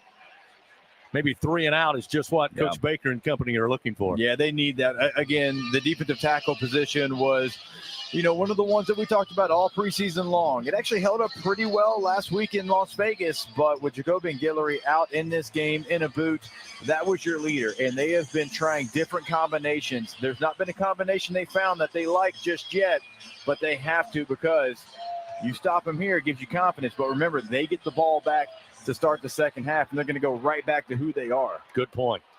McQuaid in the shotgun on 1st and 10 from the 25. The handoff's going to come to Marquise Albert. He'll just run up the middle there. Gets the clock moving now with 1:45. Picks up maybe 3 or 4, depending on that spot. Looks like 3 yards. It'll be 2nd down and 7 for the Colonels. So nothing flashy there. Right back to the run game up the middle. Again, the featured back starting this drive, Marquise Albert, the senior out of New Orleans, also a John Curtis product. Started his college career at Idaho before returning to the Bayou. He's going to get the carry. A little cross buck. He'll go right to left, and he's got room. Flag comes out as he crossed the 45 and bounced out of bounds near midfield, but flags a couple behind the line of scrimmage. This one appears to be coming back on a possible holding call. There's a Colonel slow to get up. It's Reed Lambert. He's had trouble keeping his helmet on, but this time he's having trouble getting to his feet. Holding, offense, number 43. Penalty, 2nd down. Thank goodness, Jacob. They caught that holding because P.J. Woodland, the freshman, is playing the right cornerback position, and he stuck his nose a little too far inside and lost his feet and lost contain. And Albert did a great job of bouncing that thing outside. Yeah, it's another thing, Gordy, when you're playing young defensive backs. I know a lot of us want to talk about it in the pass game, in coverage, but also in run fits. And so you've got a lot of young LSU defensive backs out there at corner, at safety. And when you're playing a team that says, I want to run the football, certainly when they're having multiple pullers and they're running all different kinds of runs, your run fits, and you know this as well as anybody playing defensive back, that's where you have to be solid as well. No, absolutely. And as a cornerback, we don't need you sticking your nose in and making a tackle for a 2-yard stop. We've got linebackers and safeties to do that. And that's the tricky thing about this Nicholls offense. They 9 of 9 the last time I looked for 95 yards passing. They haven't thrown the ball down the football field, but they've been really well-designed play-action passes. We saw the halfback pass. They have those passes in your repertoire, and you have to be disciplined and play your position as a defensive back. Reed Lambert again helped off to the far sideline. He was the injured Colonel, a senior out of New Roads. Looking at 2nd and 17 after that penalty marked off against the Colonels, that holding call. 1:14 to go here in the second quarter. Ball back at the Colonels' 18-yard line now. And the Tiger defense looking for something positive going into the halftime locker room. Guggenheim checks back in. He'll get the carry, bounces off the defenders in the backfield, but keeps on plugging, gets to the 20, just shy of the 21. So LSU going to burn a timeout. Their first of the half, presented by Coshada. Escape to the largest casino resort in Louisiana. Coshada Casino Resort, Louisiana's best bet. So not much on the carry. Still setting up 3rd and long here after they got behind the chains as the Tigers utilize their timeout. Coming up, we'll have the ISC Fighting Tiger halftime report. Take you in the Capital One studios. Brian Haldane will update us on scores around the country. There were some crazy ones in the SEC today, some in the top 25. Of course, we'll check on scores from schools across the state of Louisiana as well. Get your first half stats, scoring highlights, and then get you ready for the third quarter. It's all coming up on the ISC Fighting Tiger halftime report after the end of the first half and after Gordy Rush gets a quick word with Tiger head coach Brian Kelly. But we've got 1:10 before all that comes your way.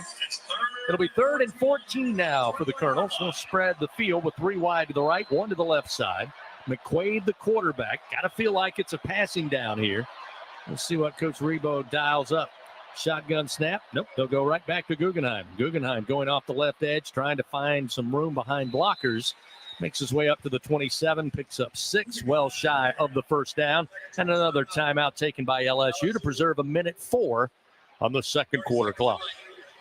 Yeah, that's why you save them. You save them for moments like this. You're going to be able to get the ball back. As we know, 1 minute and some change, certainly enough time for this LSU offense to go down and get some more points. With Nicholls getting the ball at a half, I mean, any kind of points that you could get here would be crucial. Another timeout presented by Coshada. Escape to the largest casino resort in Louisiana. Coshada Casino Resort, Louisiana's best bet. How about this, Jacob? Next week, we'll be in South Carolina for the Gamecocks and Tigers, but Marlon, Brandon, and Hunt, they'll be at Coshada Resort. Yeah, living absolutely. it up, doing our LSU game day on remote.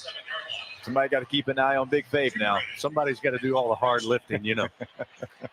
Looks like we'll see a punt. Second of the night, Dupree will take the snap. The right-footed punt in the air. Didn't get a lot on it. Dies at about the 45. Going to be picked up on the hop by Thomas. And Thomas reaches the 47-yard line. That's where he stopped there. As we roll under a minute remaining here in the second quarter. So the Tigers do get the ball back. Kept those timeouts. As Jacob mentioned, they used 2 of those. And as it turned out, defense gets a solid stop, forces the punt, and you give the offense pretty good field position with 56 seconds to work with. You know, I also like the aggression there from Thomas, punt returner. You could have very easily just let that just bounce around. 10 more seconds roll off the clock. He doesn't. He's aggressive. He gets 5 yards, and you get 10 more seconds added to the clock. So with 56 seconds, LSU on offense now from the 46-yard line of their own. 2 receivers out wide to the right. Mason Taylor in the slot to the left, along with Thomas. Here's a flip on the near side to Taylor. Makes the grab at the 49, near midfield. They'll say he made midfield and stepped out of bounds. Stops the clock with 52 seconds. It'll be 2nd down and 6 after the 4-yard reception. Only 4 seconds off the second quarter clock. They'll line it up again. 2 receivers right, 2 to the left, including Taylor in the slot to the left side. Thomas wide out to the left as Nussmeier feels a little heat. Now steps back in the pocket and fires to Thomas, coming back for it. Catch made around the 44. I'm going to say he was out at the 46, but I thought he made the catch at the 44 of the Colonels. But nonetheless, clock continues to run. He didn't get out of bounds with 35 seconds and moving. It'll be 3rd down and a yard here for the Tigers at the 46-yard line of the Colonels. Down to 27 seconds. Here's the snap to Nussmeier. Nussmeier backpedaling. Pressure comes late, and short arm throw incomplete at the 35. But it looks like PI coming up against the Colonels. Flags everywhere at the 35. Lawrence Sullivan Jr. was on coverage, but looks like he held on a little too long to Thomas, the intended receiver. Defense, number 3. Second pass interference against this Colonel defense. Nussmeier, by the way, took a pretty good shot after the fact and was a little slow getting up, and now it's noticeable that he's limping. And now it looks like he's going to come to the near sideline as he is kind of favoring that left foot. And it seems to be getting worse as he makes his way to the sideline. Now he's going to be helped off by some trainers. So we'll keep an eye on that. Again, there was late pressure, and they got him right as he released the football. LSU is going to burn their final timeout here of the second quarter. As we'll see Ricky Collins, we believe, check in at quarterback, the backup. And we'll see his first action here in 2024. And while we have a moment, let's pause 10 seconds. Station identification. This is Fighting Tiger Football on the LSU Sports Radio Network. Hear the Tigers roar worldwide. The LSU Sports Radio Network and the LSU Sports mobile app.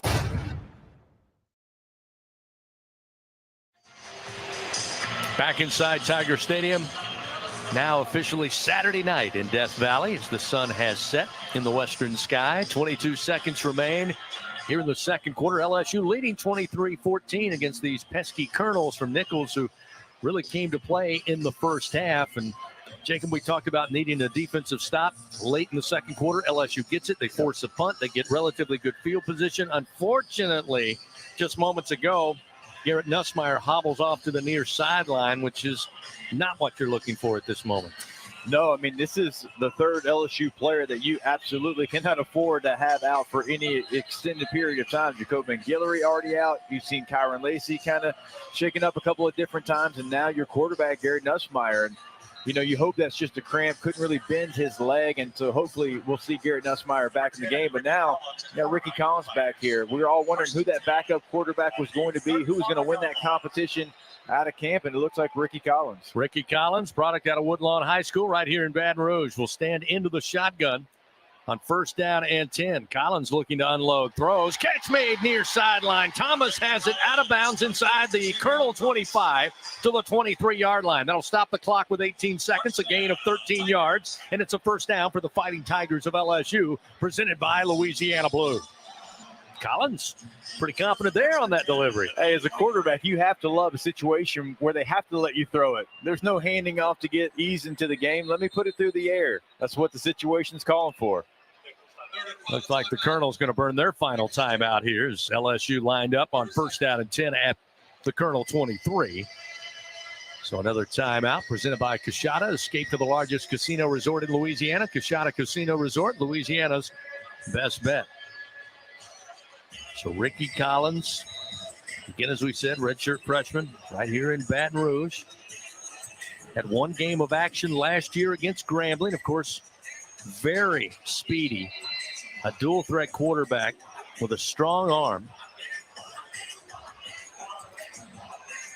But limited action. But as Jacob said, you got 18 seconds. The Tigers have scoring on their mind here. Not field goals, but touchdowns. So Collins going to get to show some of that strong arm unless something breaks down and he's got to get out there and run. We'll see.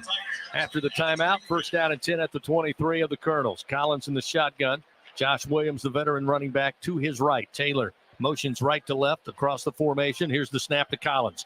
Again, stands in the pocket. Now will tuck, cradle the football in his left arm. Try to get out of bounds, but I think he came down inbounds around the 22. Let's see. No, they stopped it. They called him out of bounds. They called him out of bounds. So he was able to lunge forward, get out of bounds, and it looks like with 10 seconds, Damian Ramos will come out. He'll try for the field goal. It'll be about a 39-yard attempt, the hash mark near side with 10 seconds remaining. Snap is there, placement is down, and the kick is blocked. But a flag and whistles everywhere halts the play. LSU was moving quickly to get set. I'm not sure if the Colonels were. The previous play is under further review.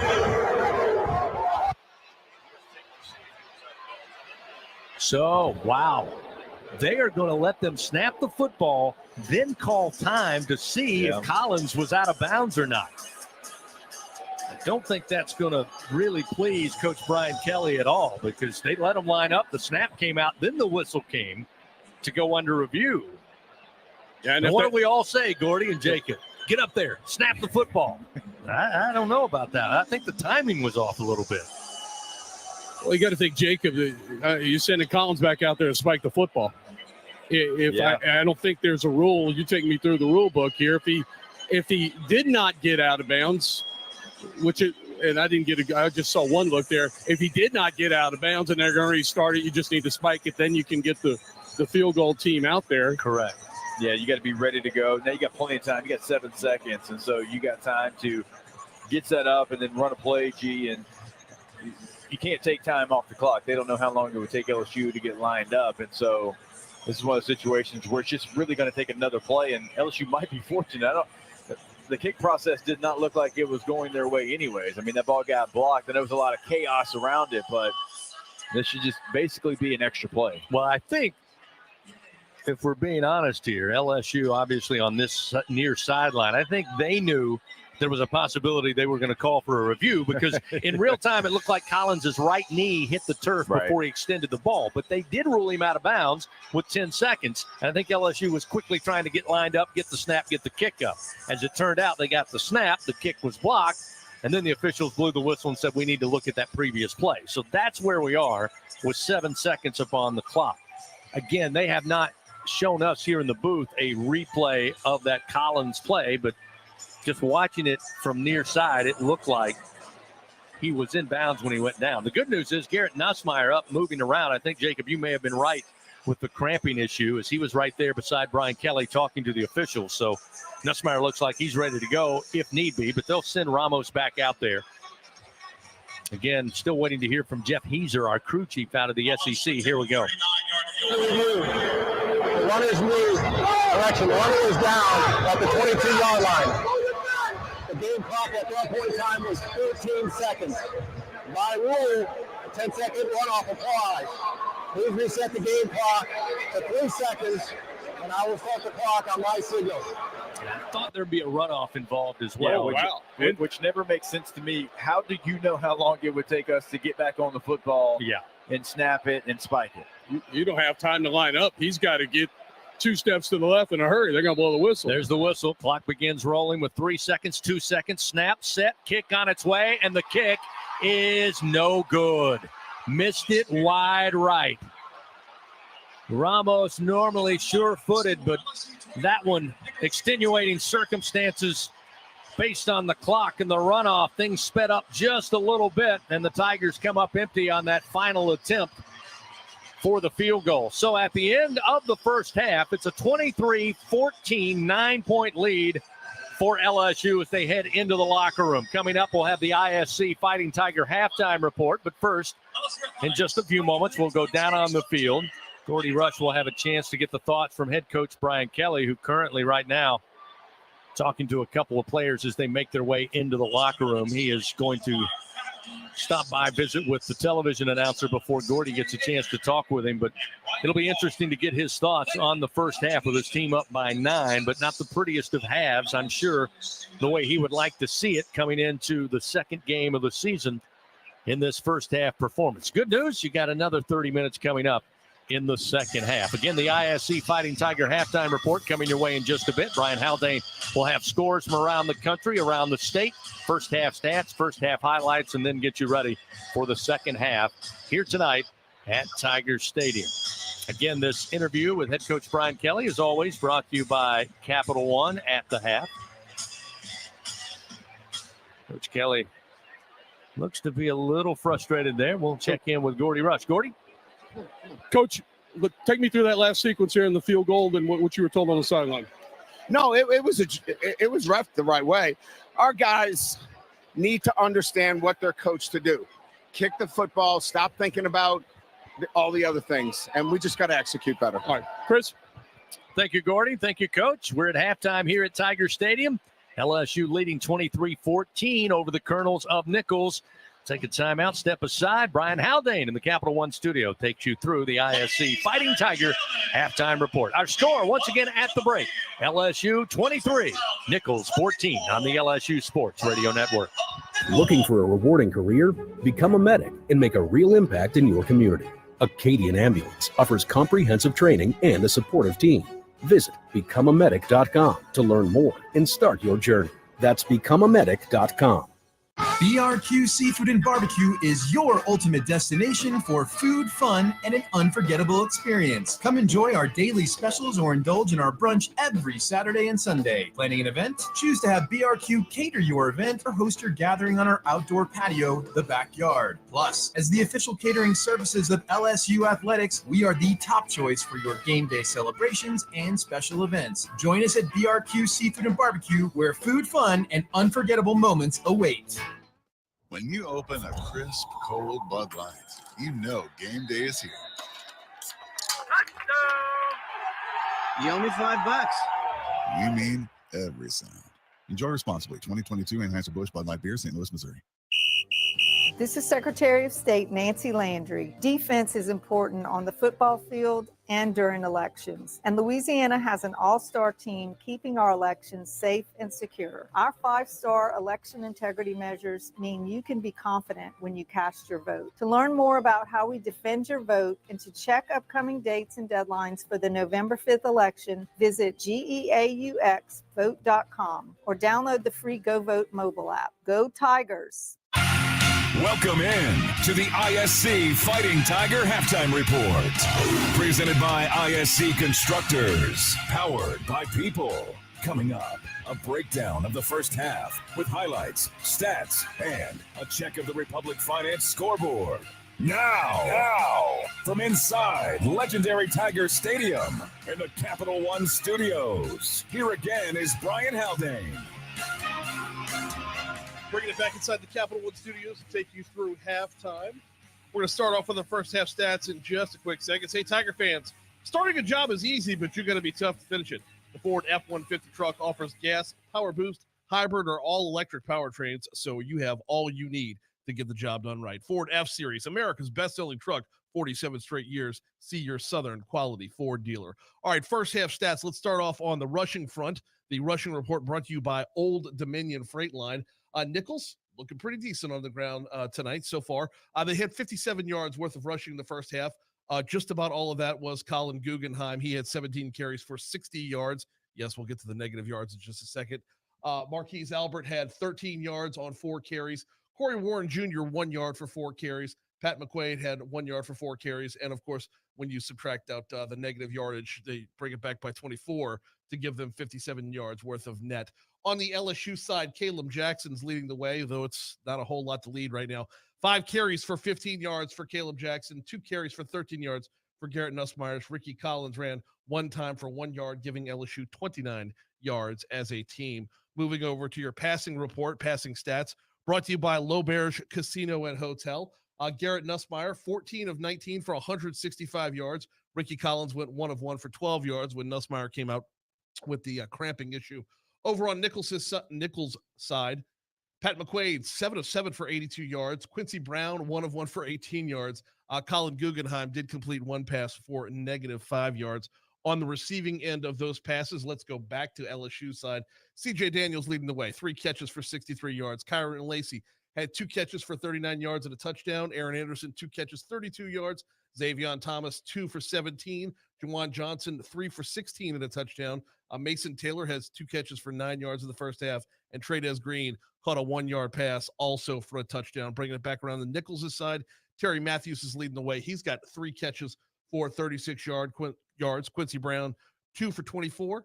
Jackson Dufresne, 2 for 22. Lee Negrado, 1 for 18. And Tank McMath caught that -5-yard pass from Colin Guggenheim. That is a look at your stats. We're going to take a quick break, come back with the scoring recap right here on the LSU Sports Radio Network. Tiger fans, this is Eddie Kennison, former LSU football wide receiver. If you know me, you know I'm all about making big plays. Tigers win! Tigers win! That's why I joined the team at LSU Sports Properties. Our goal here is to help businesses make big plays both on and off the field. If you want to give your brand that competitive edge and be a part of the biggest stage in college sports, give the corporate sponsorship team at LSU Athletics a call. Your brand, our fans. Utilize the power of LSU Athletics to promote your business and sponsor LSU Athletics today. Call 225-578-2788. Go Tigers. And here's Heather with the weather. Well, it's beautiful out there, sunny and 75, almost a little chilly in the shade. Now, let's get a read on the inside of your car. It is hot. You've only been parked a short time and it's already 99 degrees in there. Let's not leave children in the back seat while running errands. It only takes a few minutes for their body temperatures to rise, and that could be fatal. Cars get hot fast and can be deadly. Never leave a child in a car. A message from NHTSA and the Ad Council. When are 3 letters more than 3 letters? When they represent 14 storied universities, generations of tradition and unbridled passion, stadiums and arenas swelled with diehard fans, more than 260 national titles, thousands of All-Americans, and hundreds of Olympians. And the one conference where every catch, shot, swing, and stride just means more.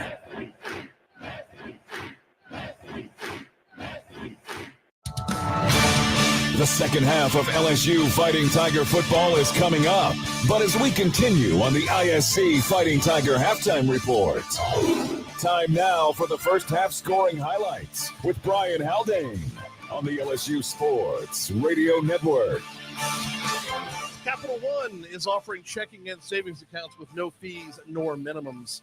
What's in your wallet? Let's go ahead and run you through that scoring recap. Tigers started off with a four-play drive, ended up punting, turned right back around to Nicholls. They went 4 plays, and on their attempted punt, well, it was a botched snap and ended up with Tigers taking a 2-0 lead on a safety. We'll see Kylan Dupree, and the snap over his head back into the end zone. Dupree wisely will just kick it out of bounds. Rough snap over his head. There's a flag down. That'll be the kick out of bounds after the fact, but no chance. Dupree couldn't get a hand on it. Sailed over his head into the end zone. LSU would follow up that safety by getting the ball back, putting together a 7-play, 27-yard drive. Only a 27-yard drive because of the wonderful kickoff return by Xavier Thomas. 7-play, 27-yard drive, capped off with a Garrett Nussmeier to Tre'Davious Green 1-yard touchdown pass that sounded like this. And we'll see under center, Nussmeier with an I formation. Looking to throw, tosses wide open into the end zone. Easy pitch and catch. Tre'Davious Green, the freshman, out of Jackson, Louisiana. Touchdown, Fighting Tigers. A 1-yard pitch and catch, and LSU extends the lead 8-0 with 7:51 remaining here in the first quarter. I got a feeling that's not going to be the last time that you call that a touchdown grab by Tre'Davious Green. Nicholls would follow up immediately with a 13-play, 84-yard drive, take another 7 minutes and change off the clock that would culminate in a Colin Guggenheim touchdown pass to touchdown run by Colin Guggenheim from 2 yards out. Give it right back to LSU. Another touchdown, this time on an 8-play, 73-yard drive. Garrett Nussmeier pass complete to Kyron Lacey to put the ball over the goal line. Single back in Josh Williams. Mason Taylor, the tight end to the right side of the formation. Shotgun snap to Nussmeier. Little sprint out to his right. Looking downfield, tosses man open. Lacey at the 14, hits the far sideline, goes airborne into the end zone. Touchdown, Fighting Tigers. That would make it 16-7 LSU. Ball goes back Nicholls' way, and Nicholls puts up another long drive, this time 13 plays for 75 yards, but they find the end zone once again. This time Quincy Brown passed complete to Lee Negrado. That was an 18-yard completion for a touchdown, making it 16-14 LSU. Back to LSU's turn. This time it's a 5-play, 75-yard drive. Garrett Nussmeier pass complete to Juwan Johnson, the newly minted running back, Juwan Johnson, a 4-yard touchdown completion. Juwan Johnson will be the featured running back here on first down goal to go from the 4. Nussmeier in the shotgun. Daniels out wide to the right. Here's the snap. Nussmeier flips it out. Johnson, he's got it at the 5, trying to get to the pylon. He does. Touchdown, Fighting Tigers. Juwan Johnson, the freshman out of Lafayette. And with the extra point, that would make it 23-14 LSU, which is where we are right now. Don't miss out on the Bud Light Fan Zone. Enjoy live music, delicious food, and ice-cold drinks all before every home game. It's the place to be on game day, all thanks to Bud Light. Easy to drink, easy to enjoy. Quick break. Halftime will continue. We'll run you down some scores from around the country right after we take a break. Before we take that break, though, we are celebrating 100 years in Tiger Stadium. Celebrating 100 years of legendary Tiger Stadium. Proudly presented by EFCU Financial. On October 3rd, 1931, LSU debuted its lights against Spring Hill, securing a decisive 35-0 victory to mark the birth of Saturday nights in Tiger Stadium. LSU outdrew an undefeated Tulane team, a powerhouse at the time, playing Texas A&M in New Orleans. Night kickoffs would cater to LSU fans statewide, many of whom worked on farms by day, giving them time to catch the Tigers by night. Celebrating 100 years of legendary Tiger Stadium. Proudly presented by EFCU Financial.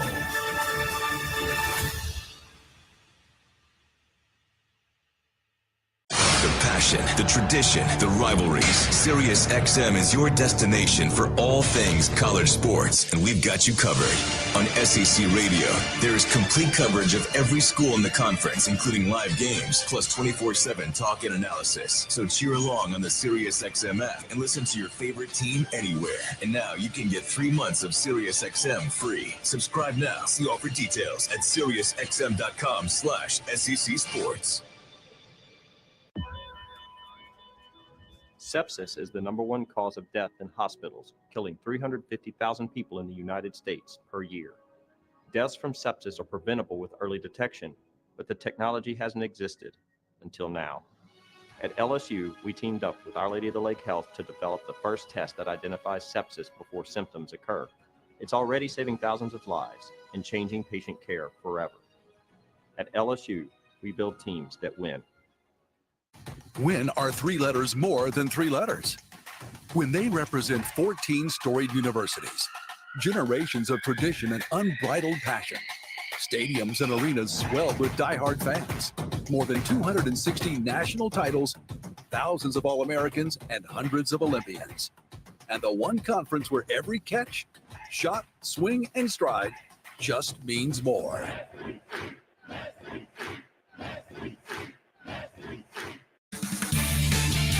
Moments away from second half action for LSU Fighting Tiger football. Here's a quick check of the Republic Finance scoreboard on the ISC Constructors Fighting Tiger halftime report from the LSU Sports Radio Network. Moments away, but still so much more ground to cover. Let's go ahead and check that Republic Finance scoreboard. #1, Georgia took care of business, hosting Tennessee Tech. 48-3 was the final there. Georgia the winner. #2, Ohio State, currently up 35-0 over Western Michigan.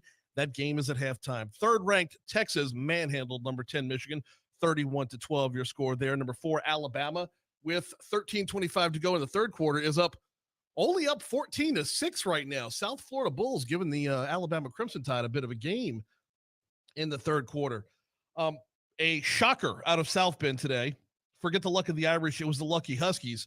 Northern Illinois beats #5 Notre Dame 16-14. No upsets over in Oxford, though. Ole Miss took care of Middle Tennessee 52-3. #7, Oregon, going to host Boise State tonight at 9 p.m. #8, Penn State had to battle back from behind to beat Bowling Green 34-27, your final score. Missouri doing battle with Buffalo right now with 4:17 to go in the third quarter of that game. Missouri, #9 ranked Missouri, up 24-0 over the Buffalo Bulls. 11th ranked Utah was an 11-point winner over Baylor, 23-12 your final score there.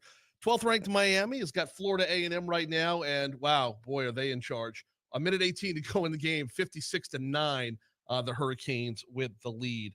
#13, USC doesn't kick off until 10 o'clock tonight. That'll be against Utah State. 14th ranked Tennessee, and #24, NC State doing battle. Tennessee's in control of this one. They're about to go into halftime. Tennessee is up 17-3. Number 15, Oklahoma is hosting Houston. They just went to halftime. Sooners are up 14-6 in that ball game. It took overtime for number 16, Oklahoma State to beat Arkansas 39-31, your final. Number 17, Kansas State straight up stole one down in New Orleans today, topping Tulane 34-27. Two other quick notes from the top 25. Number 21, Iowa lost to Iowa State 2019. And number 23, Georgia Tech falls to Syracuse 31-28. In state, we got a couple of games going on right now. I shouldn't say a couple. We got everybody in state started at 6 o'clock pretty much. Right now, we are looking at Southeastern Louisiana's trailing Southern Miss 21-10. Also, right now, UL Monroe is up 22-6 over UAB. I'm looking for that ULL score real quick. Give me one quick second here. Oh, no, I don't have the ULL score. Let me give you over in the SWAC. We've got Southern has up 17-6 over Savannah State. 12:41 to go in the third quarter of that game. Grambling's up 37-3 over Tuskegee, and Northwestern State is hosting Prairie View A&M. They're up 21-0. That is the look at your Republic Finance scoreboard. Before we throw into our last break of the half, Tiger fans, starting a job is easy, but you're going to be tough to finish it. The Ford F-150 truck offers gas, Power Boost hybrid, or all-electric powertrains, so you have all you need to get the job done right. Ford F-Series, America's best-selling truck, 47 straight years. Check out your Southern quality Ford dealer. Let's take that last break and then send you back over to the stadium right after this on the LSU Sports Radio Network. When you open a crisp, cold Bud Light, you know game day is here. You owe me $5. We mean every sound. Enjoy responsibly. 2022 Anheuser-Busch Bud Light Beer, St. Louis, Missouri. The Toyota Tundra's powerful, available iForce V6 engine means a lot of different things to a lot of different people. To your cousins, the Tundra means as they jump off the boat onto the sandbar. To your co-pilots, the Tundra means an extra comfortable journey. And to you, the Tundra means whoa. Toyota is a proud sponsor of LSU Athletics. Go big or go home in a 2025 Tundra. Built to take you wherever the road leads. Find yours today. Toyota, let's go places. See packages and options at toyota.com for feature availability. A Louisiana vacation is different for everyone. My Louisiana is a dance in the street celebration. Or it could be the tranquility of a sunrise over the water. Sometimes it's an airboat ride in the gator-filled swamp. Or it's kicking back with a bowl of gumbo and some live music. But for you, well, it could be whatever you want it to be. Because when you find your Louisiana, you feed your soul. Visit findyourlouisiana.com. Looking for a rewarding career? Become a medic and make a real impact in your community. Acadian Ambulance offers comprehensive training and a supportive team.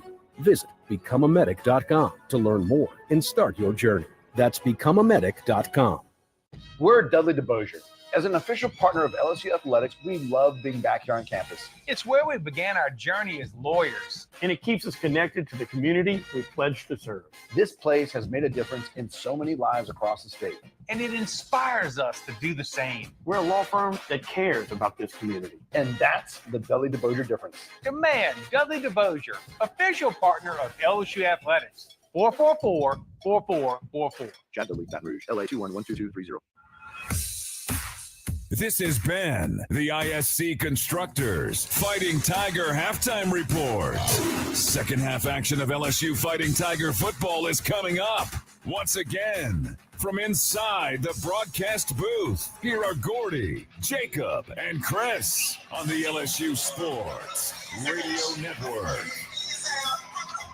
Back inside Tiger Stadium on this Saturday night, along with Gordy Rush, Jacob Hester. I'm Chris Blair. After one half of action, LSU with a 9-point lead, 23-14 over the Colonels of Nicholls. Coach Rebo and the Colonels will get the football to start the third quarter. Nathan Dibert tees it up at the 35, and the approach and the kick in the end zone for a touchback. It'll be first down and 10 at the 25. Jacob, real quickly, how do you sum up that first 30 minutes, or at least what do you think the coaches are talking about in that locker room after the first 30 minutes of Tiger football tonight? Yeah, we cannot allow Nicholls to be methodical in their drives and just dictate the pace, because that's how they want to be. They want to slow it down. They want to run on first and second down, complete an RPO on third down. They have to put them in longer third down situations, get off the field. 7 minutes is too long for your defense to be out there. You got to get your offense the ball back. And so first and second down are crucial here to not allow them to pick up that first down on that third down RPO. We'll see if the Tiger defense is listening. As first down, they hand it off to Guggenheim. Flags come out as he took the handoff across the 25 to the 27-yard line. Illegal substitution. Before Braden Swinson made the stop. 5-yard penalty. Still first down. The Tigers illegal substitution. Coming on the first play to start the second half from scrimmage. Yeah, those things, that can't happen. It cannot happen. The defense is ready to go after your kickoff. You got to make sure that you have the right personnel out there. You've had an entire half to talk about it. We talked about up front LSU without Jacobian Guillory, who was helped off the field early in that first quarter. Gordy told us was in a boot on the sideline. There's been a steady rotation since there. McQuaid going to pull. The quarterback going to try to run, but he'll just run out of bounds. As he faked the handoff to Guggenheim, who went left. McQuaid tried to go right, but LSU again had players to stay home, including Greg Penn, and McQuaid wanted none of that. So he steps out of bounds after a gain of 4. And after the penalty, sets up a 2nd down and 2 now for the Colonels. Just underway third quarter. They trail LSU by 9, 23-14. Tigers last week only scoring 20 points. They got 23 in the first half tonight. Guggenheim will take the direct snap once again. He's running downhill, goes to his right, cuts back to his left. Now he's wide open across the Tiger eye at midfield, down the near side hash. Guggenheim, one man to beat, and he will carry him into the end zone. A 67-yard touchdown run for Colin Guggenheim, his 2nd touchdown of the night. And that cuts the lead to 3, 23-20 with a point after upcoming. I can go out on a limb. That's not the way the Tigers wanted to start the third quarter. No, that was poor gap integrity by the LSU defense. You had a couple of guys shooting gaps, but there were some gaps that there was no defender. This is who they are. Nicholls is going to run this offense at an elite level. They've continued to do so. If you give them a gap, they are going to take it. They did there for almost a 70-yard house call. Gabe Showalter connects on the point after. It's once again a Tiger 2-point lead, 23-21. In the first half, Colonels had successful drives of 13 plays in nearly 8 minutes. Didn't need near that time to start the third quarter as Guggenheim absolutely speeds and burns a track down the middle of the field. Once he crossed midfield, he cut to the near side hash. Tigers could not catch up to him. And it's a 2-point ball game once again. Just 2 plays, 75 yards. And Guggenheim with the longest run in his career for a touchdown. He might not have had a run of that long at John Curtis. No. You look, I was concerned on the penalty at the beginning of the first down was on LSU having 12 players on the field. They had 2 free safeties on the field. Jordan Gilbert's back after his suspension for the targeting hit against USC.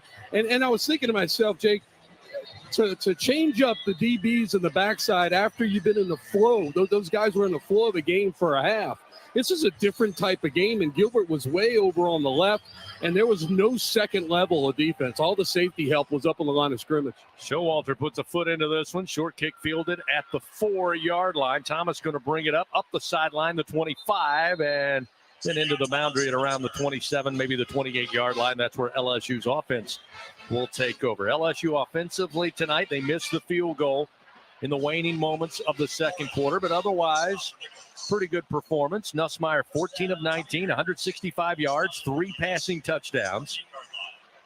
It's been Daniels, Johnson, and Lacey, along with Anderson, the top targets for Nussmeier thus far. 1st and 10, ball marked at the 28-yard line of the Tigers.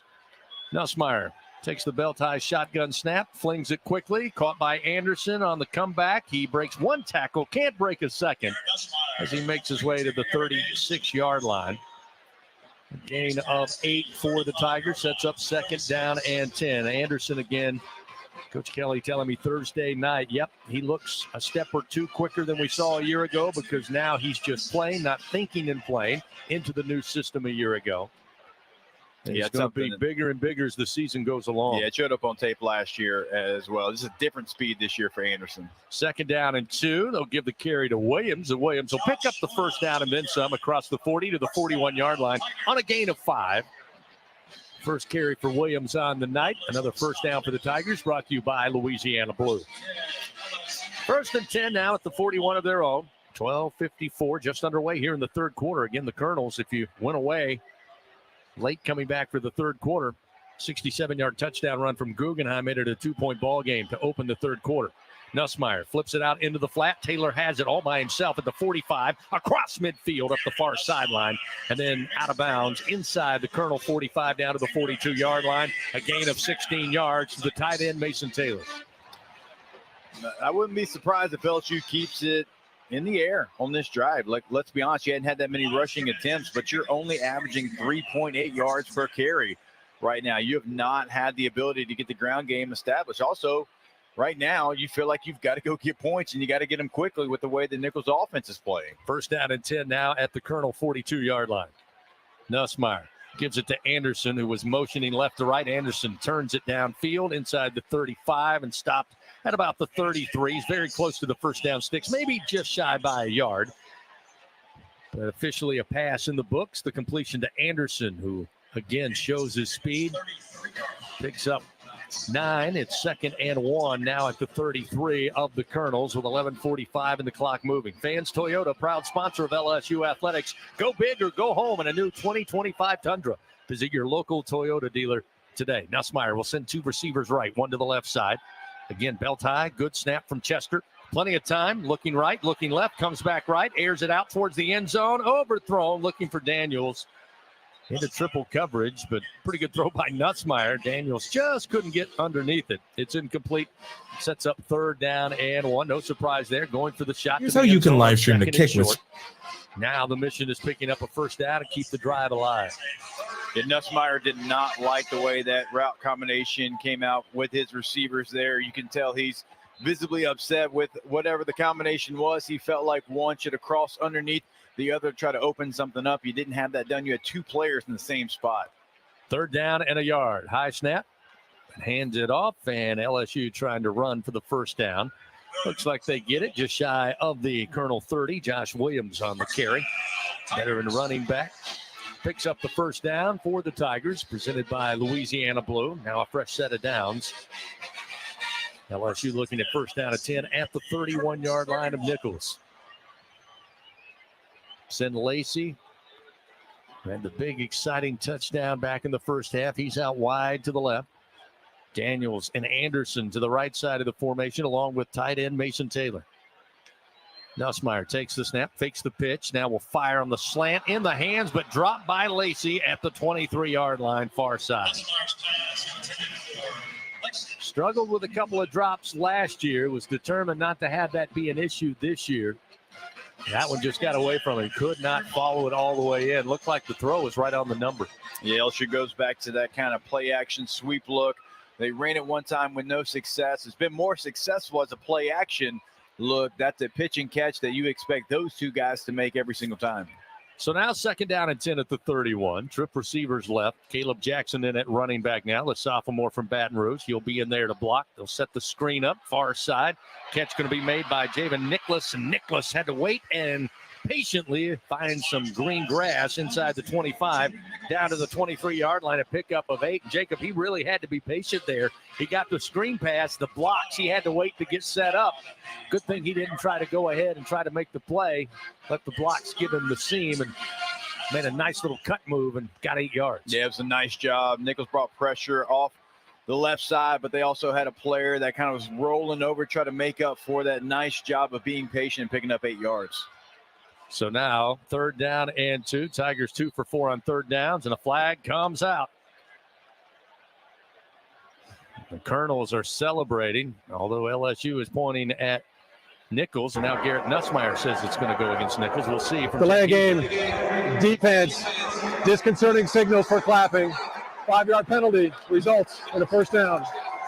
Disconcerting signals. LSU had one in the first half. Colonels get one here in the second half. That'll move the Tigers deeper inside Colonel territory, now inside the Capital One red zone as they'll mark the football down to play at the 18-yard line, far side hash. Tigers attacking left to right. 3 wide to the right. They'll stack 2 in the slot. They'll have 2 receivers to the left side. Juwan Johnson out wide with an empty backfield. Now they'll move Daniels to the left side of the formation. Comes out firing quick into the flat near side looking for Sampson, but throw was a little low and Sampson couldn't dig it out. It's incomplete down at the 15.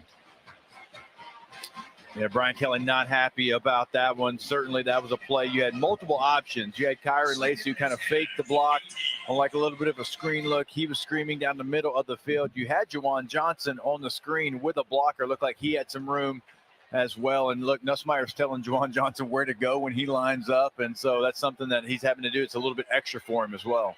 3 wide to the right. Josh Williams, the running back. Josh will get the carry, trying to go off the left edge. Patient, finds a hole. Now he's free inside the 10 and pulled down around the Colonel 6-yard line. A gain of 12 will pick up the first down. First down goal to go for the Tigers. They'll mark it at the 6 of the Colonels. That's more of his game. Josh Williams, he's really good at being patient. Some of those counter runs where you got multiple pullers out in front of you.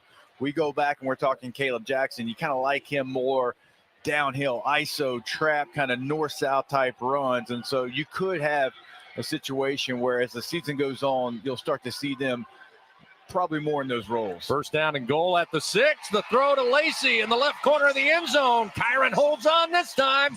In for the score. Touchdown, Fighting Tigers. 6-yard touchdown, his second touchdown reception of the night. That'll make it 29-21 with a point after upcoming. And the LSU offense answers once again.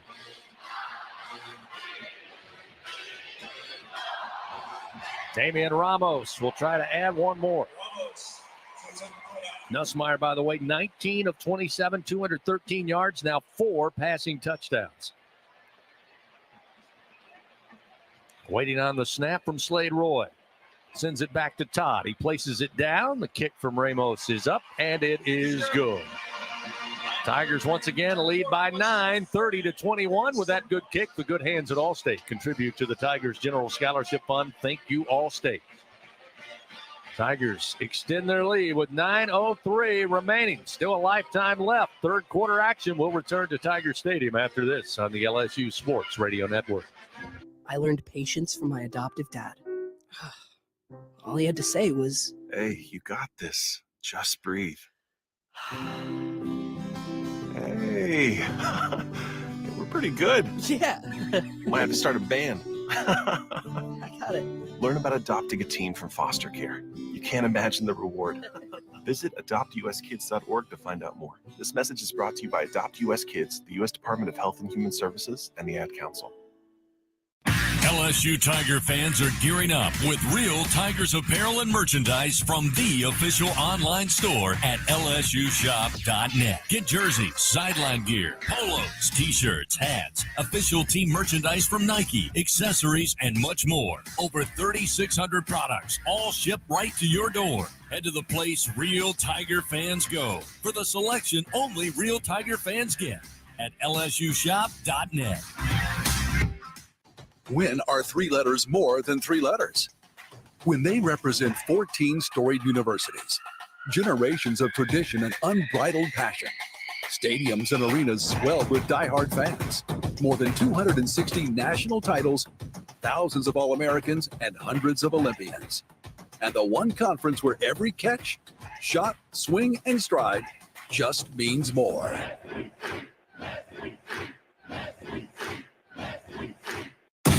Hey, Tiger fans 12 and younger, don't miss your chance to be a part of Mike's Kids Club, presented by Shell, the exclusive kids club of LSU Athletics. Join Mike's Kids Club for only $25. Get the official Mike's Kids Club t-shirt, free admission to select LSU athletic events, and much, much more. To learn about upcoming events and to join, please visit lsumkc.com. The Mike's Kids Club, presented by Shell.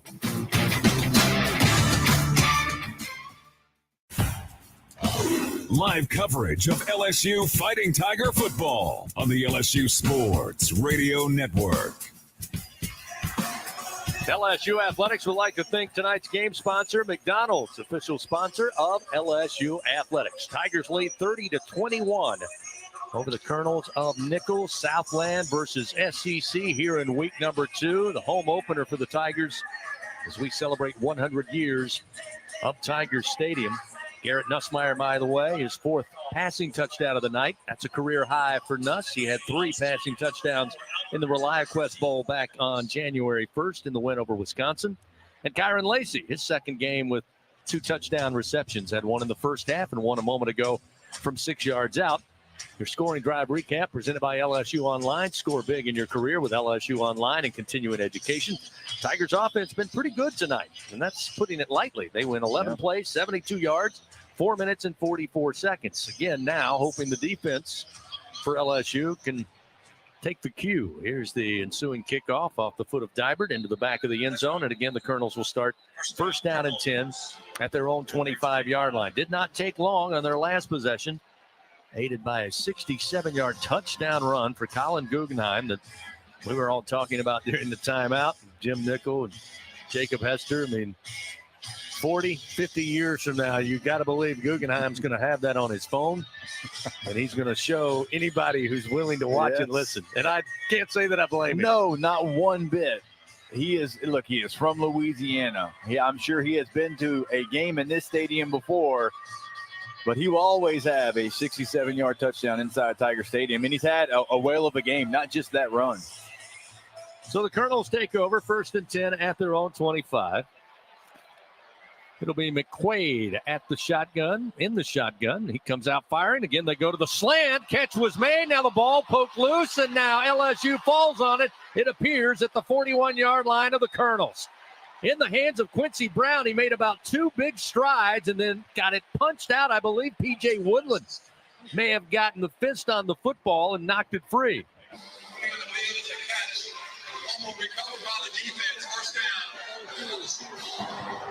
So the Tigers do get the turnover. I'm wondering, Jake, they're going to take a look at it. Real time, I didn't know if he had possession. Now, I will say this. It looked like he made a football play like 2.5, maybe 3 strides. Now, if this was College Station, no catch, no question. But here in Baton Rouge, that looked like a football move. Seeing the replay, I agree with you, but you know how much Birmingham loves us in that replay booth. We'll see.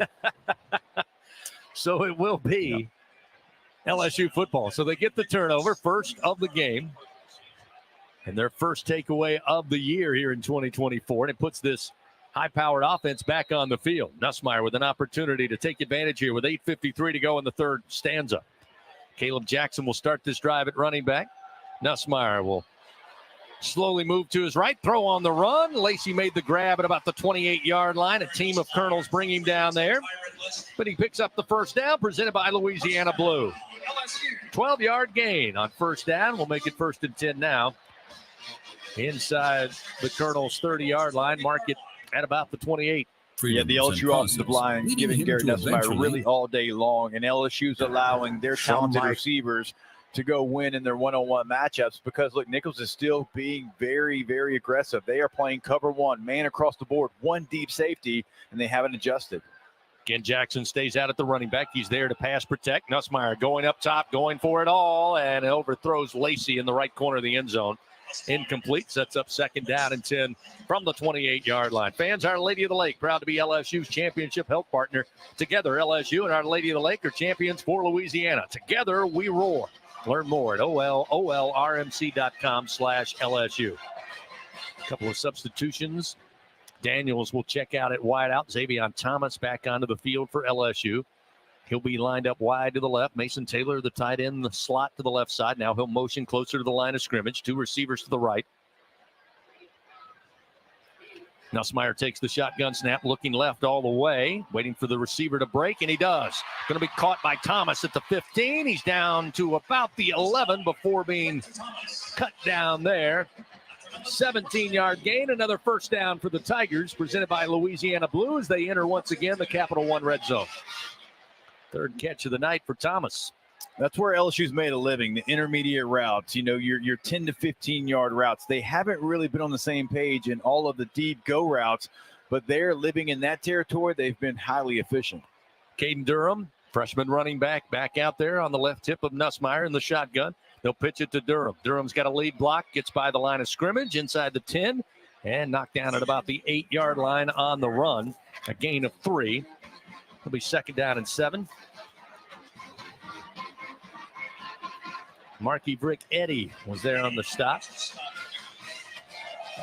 2nd down, they'll say 6, marked at the 7-yard line. Again, the Tigers inside the Capital One red zone, knocking on the door, leading 30-21 with 7 minutes remaining in the third quarter. We see the return of Caleb Jackson at running back.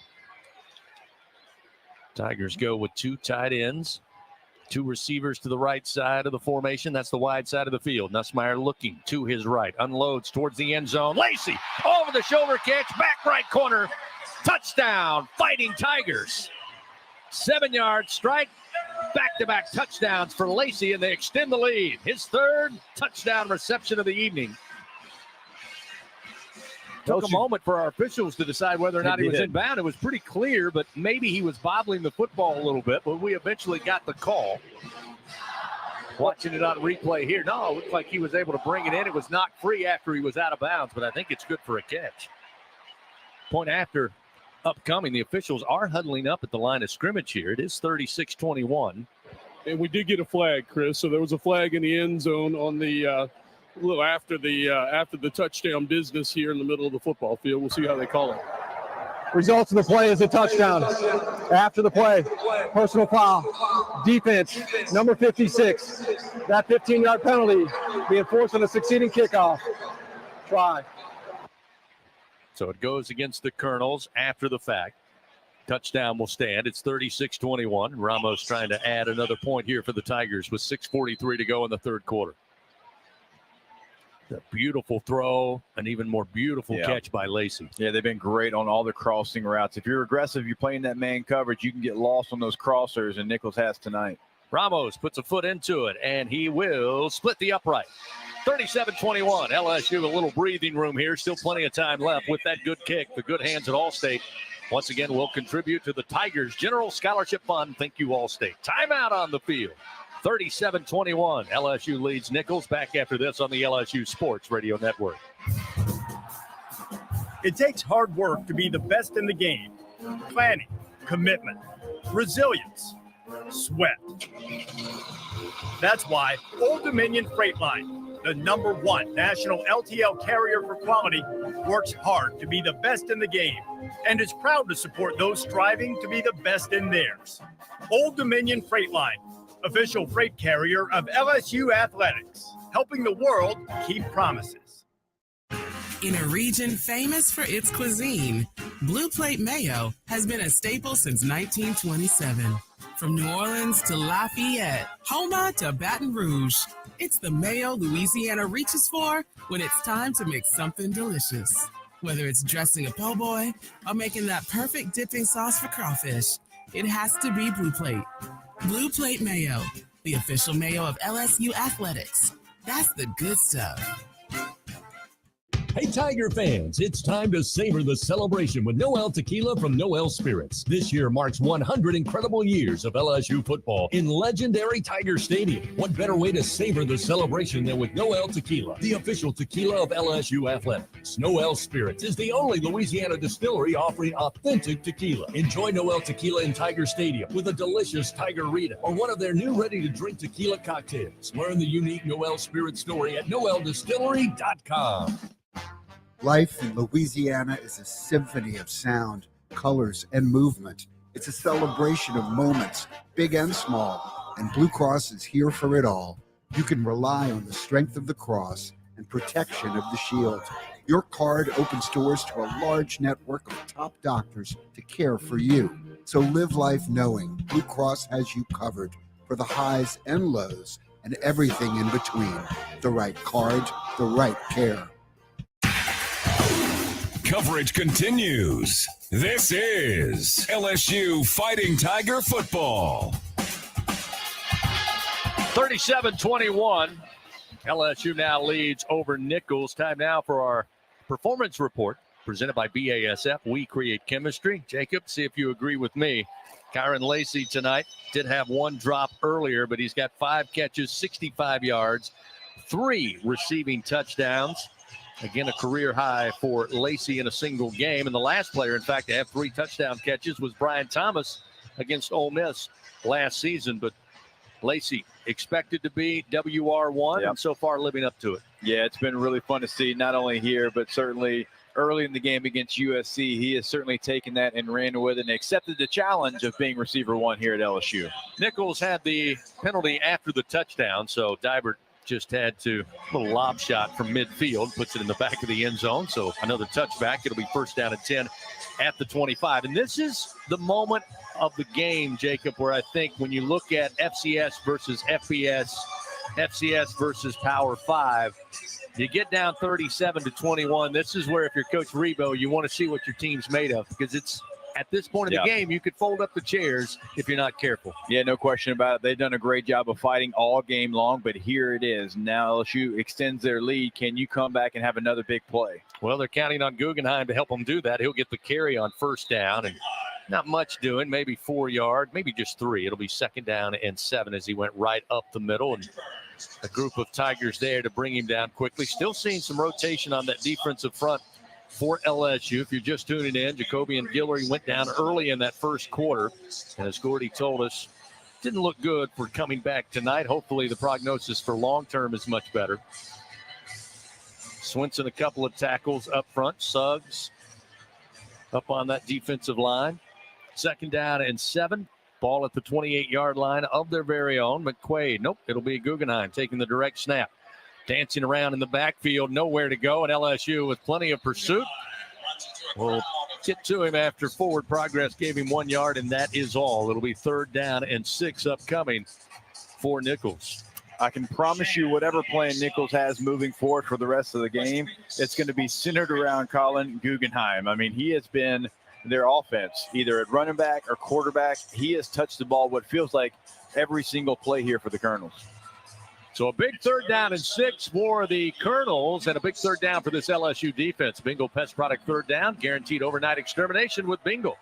5:21, clock moving, third quarter. McQuaid back in the shotgun, looking to throw. He'll dump it off and out of the fingertips of Guggenheim. The throw a little behind him. He tried to spin around and grab it with the left hand, but it's incomplete. And it will set up fourth down and 6, and the Tiger defense gets the stop. They're off the field. And the punt unit coming on for Coach Rebo and the Colonels. That is the first incomplete pass of the night for Nicholls. The very first. They were 10 for 10 before that attempt there for 111 yards. And dare I say, one of the easier ones. Yeah, you're right. Everything else has been over the middle. Kylan Dupree will let it fly. Stands at the 15-yard line of his own. Thomas back deep for LSU. Low snap with the right-handed kicker, puts it in the air. Thomas coming up will field it, and at the 40, he called for a fair catch and then took a shot from a Colonel, and now the flag comes out. LSU had to kind of encourage the officials, but the flag does come as Thomas was coming up to field it, had called for the fair catch. Once he grabbed it, the Colonel's unable to put on the brakes. So the Tigers get the football back. They'll add some yards to get this drive started. We got a timeout on the field. 5:05 remains. Third quarter action from Tiger Stadium. After the play, personal foul. 37 unnecessary roughness, kicking team. Over the Colonels. 15-yard penalty. First down. We'll return after this on the LSU Sports Radio Network. It's 4 in the morning when the roaches are on. You need the Bingo roach spray. Get ready for a bug-free Louisiana summer with Bingo Pest Control products. Our best-in-class indoor and outdoor solutions are powerful enough to eliminate those never-ending bugs, guaranteed. Visit bingo.com or call 833-GO-BINGO. Bingo keeps pests gone. If you're tired of trying, you should be buying the famous Bingo roach spray. It's almost time for kickoff, and the only thing missing in your game day plans is a refreshing drink. With 15% alcohol by volume and a colorful collection of fun flavors, Buzzballs are the perfect ready-to-drink cocktail for every moment of the game. Try the rich chocolate chiller, zesty lime Rita, spicy chili mango, or discover your new favorite flavor. Cheer for your team with a cocktail you can count on to taste like a winner every time, in just a matter of seconds. Find your go-to play and buy Buzzballs today. Buzzballs is a proud partner of LSU Athletics. Please enjoy Buzzballs responsibly. Buzzballs, Carrollton, Texas. Hey, LSU fans, you're invited to Louisiana's largest casino resort, Coshada. Coshada Casino Resort has the largest and most spacious gaming floor in the Lake Charles area, with thousands of the newest slots, over 55 table games, live bingo and off-track betting, plus 3 beautiful hotels, delicious Cajun cuisine, and the #1 rated golf course in Louisiana. Coshada Casino Resort is proud to support LSU. Go Tigers! ISC Constructors is a national award-winning electrical and instrumentation construction company. In addition, ISC provides full-service, multidiscipline engineering services to global customers. For 35 years, ISC has brought the Baton Rouge culture to its job sites and offices across the nation. And like our Tigers, ISC believes being the best begins with recruiting and developing the best talent. ISC, powered by people. Your home for Fighting Tiger football. This is the LSU Sports Radio Network. 37-21 LSU leading over the Colonels here in the home opener at Tiger Stadium. 5:05 remaining in the third quarter. The Tigers will have the football after forcing the punt. Fair catch called for. Then we had a hit on Thomas, who had called for the fair catch, and they assessed that with a 15-yard penalty. It'll be first down and 10 with the ball at the Colonel 46-yard line. Garrett Nussmeier tonight, now with 5 touchdown passes. He's 22 of 31, 250 yards, 5 touchdowns.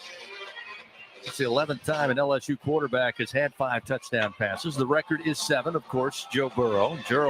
Joe had 6 games with 5+ touchdowns. Jaden Daniels with 2 in his 2-year career at LSU with 5 touchdown passes. So again, offensively, the Tigers have played well tonight. 314 yards total offense and 262 coming from Nussmeier in his receiving corps. So first down and 10 at the 45. Tigers with their largest lead of the night, trying to add to it here with this possession. Empty backfield as Nuss takes the snap. Has time, back pedals, now will fire, coming back for it at the 30-yard line. Catch made, Aaron Anderson coming up, helping out his quarterback. Makes a great grab on the near sideline at the 31-yard line. Gain of 14, another first down for the Fighting Tigers, presented by Louisiana Blue. You're absolutely right. He helped his quarterback out. If he just stays on that route and doesn't come back towards the football, it's broken up. But Aaron Anderson, nice job coming back to the ball. You get a first down because of his effort. First down and 10 now at the 31 of the Colonels. Nussmeier, handoff, and that one ran into his own man as Durham, and Durham stays on his feet, but eventually runs out of room at about the 29-yard line, only a couple of yards, but his offensive lineman was trying to block, but he was blocking Durham's path. That is a play called, I am a freshman. I am trying to do everything fast. You got to be a little bit patient. You got to take the proper steps. You got to wait on your offensive lineman. And when you're young, you don't want to do that. You want to hit everything 1,000 miles per hour. That's certainly a coachable moment for him. Durham, a 2-time state champion in Oklahoma. He certainly will get that patience as he gets more experience. He'll stay out there on a wing to the right side. Now Nuss will move him to the left side with 2 receivers left, 1 to the right, short side of the field. Nuss takes the snap. Again, he'll go to Durham. Durham puts his head down right up the middle, makes his way to about the 27-yard line. Gain of 2. Now set up second down, or rather third down and 6 for the Tigers. Fan Cintas proudly helps local Louisiana businesses stay clean, safe, and ready for the workday for over 35 years. Real quickly, Gordy Rush go down on the sideline, a Sunshine sideline report. We saw Nussmeier come out late in that second quarter, kind of hobbling a little bit. We've seen him at times give to one of those legs. You're down there on the field. How does he look over the last 2 drives? He looks good. He actually took 2 shots in the leg in the second quarter on successive series. He was able to get that thing loose in the locker room. I saw him actually coming out of the locker room. The doctor said he was ready to go. But, one thing about tonight, this Nicholls State team has come to play, and they hit. I mean, they are physical. They're not 6'4", they're not 6'5". They might be 6 foot across the line, a scrimmage on that defensive line, but they play physical, and they've laid some licks in here tonight. There's a Colonel slow to get up, so an injury time out here. Once again, fortunate to have a healthcare partner like Our Lady of the Lake to provide exceptional care when something like this happens. The injured Colonel now up on his own feet, just needed a little time, and now slowly making his way to that far sideline. It was Joe Mason who was shaken up, senior out of Shreveport. It's 3rd and 6. So now looking at 3rd down and 6 at the 27 of the Colonels, with the Tigers up 37-21. Tigers 2 for 4 on 3rd downs. Spread the field 5 wide, 3 to the left, 2 to the right. Nussmeier shouts instructions to his receivers to the left side of the formation. DJ Chester with his nose over the football, snaps it back. Nussmeier fires in traffic. Taylor has it. Now he's free at the 20. He goes airborne, Superman style, inside the 15. Took a tough hit as he went to the ground, but good news, Mason Taylor pops right back up. First down pickup with the ball down at the 13-yard line of the Colonels. A 14-yard strike, and again, the Tigers quickly inside the Capital One red zone. LSU, the first 2 games of the year, has done a ton of empty. No backs in the backfield, 5 wides, and you can only do that if you have a strong offensive line, because they are going to bring at least 5, and LSU has picked it up every single time. 3 wides to the right side.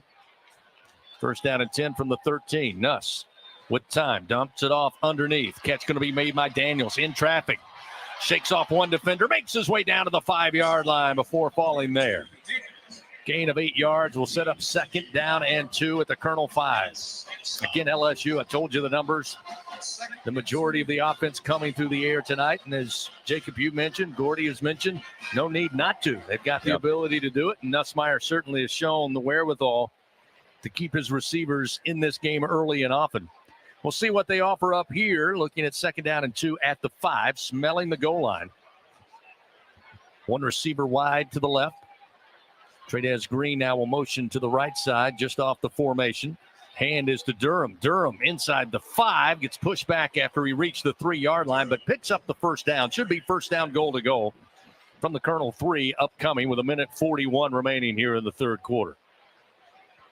I thought they were going to give him the spot, but they actually pull it back to about the 4. So it will be 3rd down. I didn't like that spot. I thought he got it.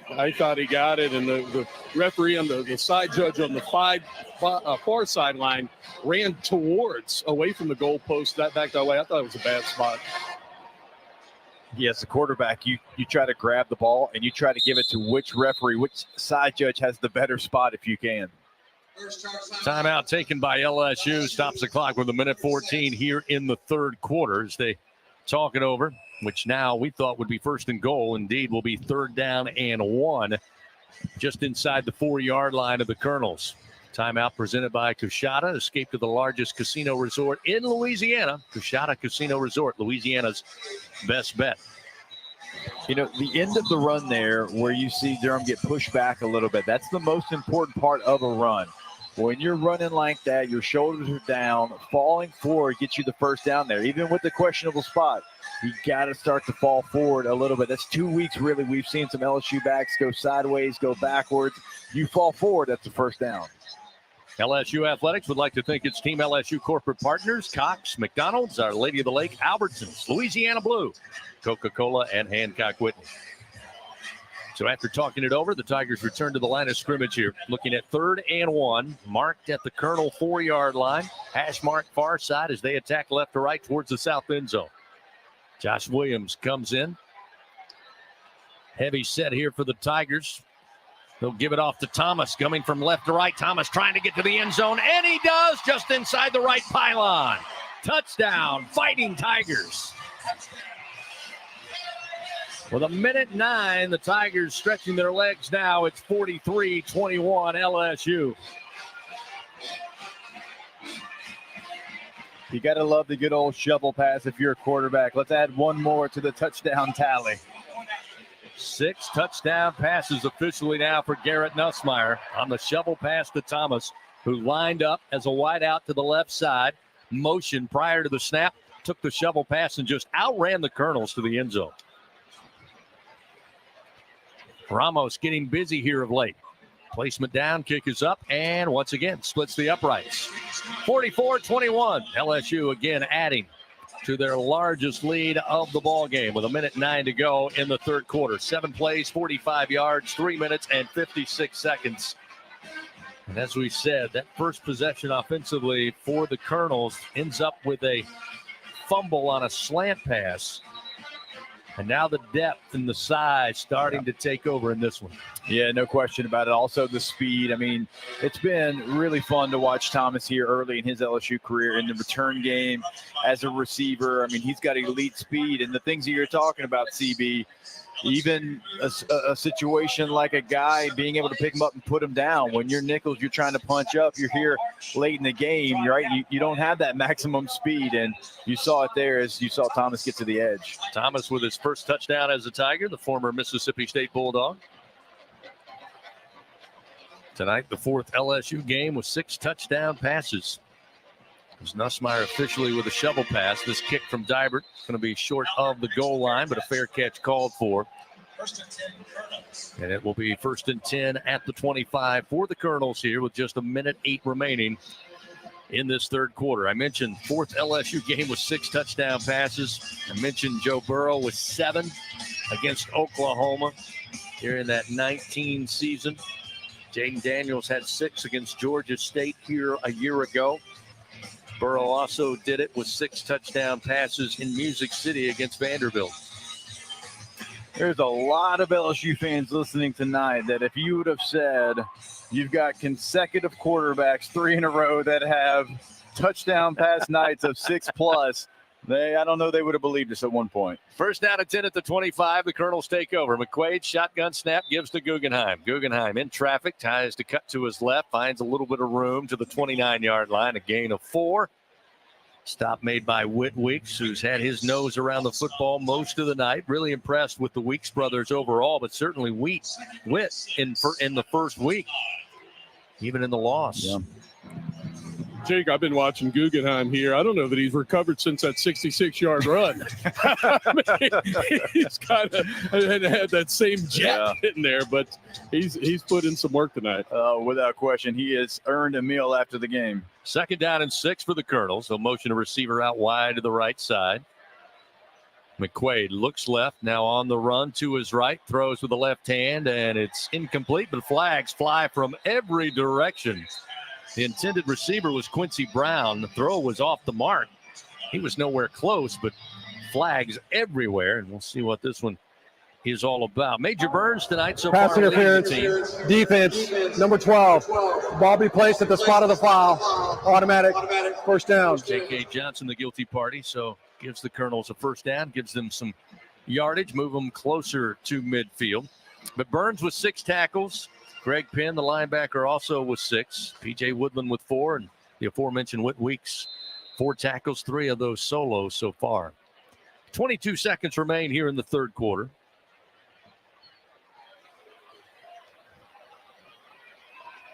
No sacks, I don't believe, for LSU tonight, just because Nicholls is not allowing them any pressure because of how quickly they're getting the football out. I mean, it's a really nice game plan offensively from Nicholls tonight. Guggenheim will take, once again, the direct snap. This time he'll give it off to his running back, Corey Warren. Warren will get a couple of yards, but now we got pushing and shoving after the fact, and flags fly everywhere once again. Only a couple of yards on the ground for Warren. They'll stop the clock with 15 seconds, and we'll see how they unpack this penalty. Greg Penn with another tackle, gives him 7 on the night. Guggenheim, by the way, 21 carries, 134 yards, 2 touchdowns, highlighted by that 67-yard run down the middle of the field.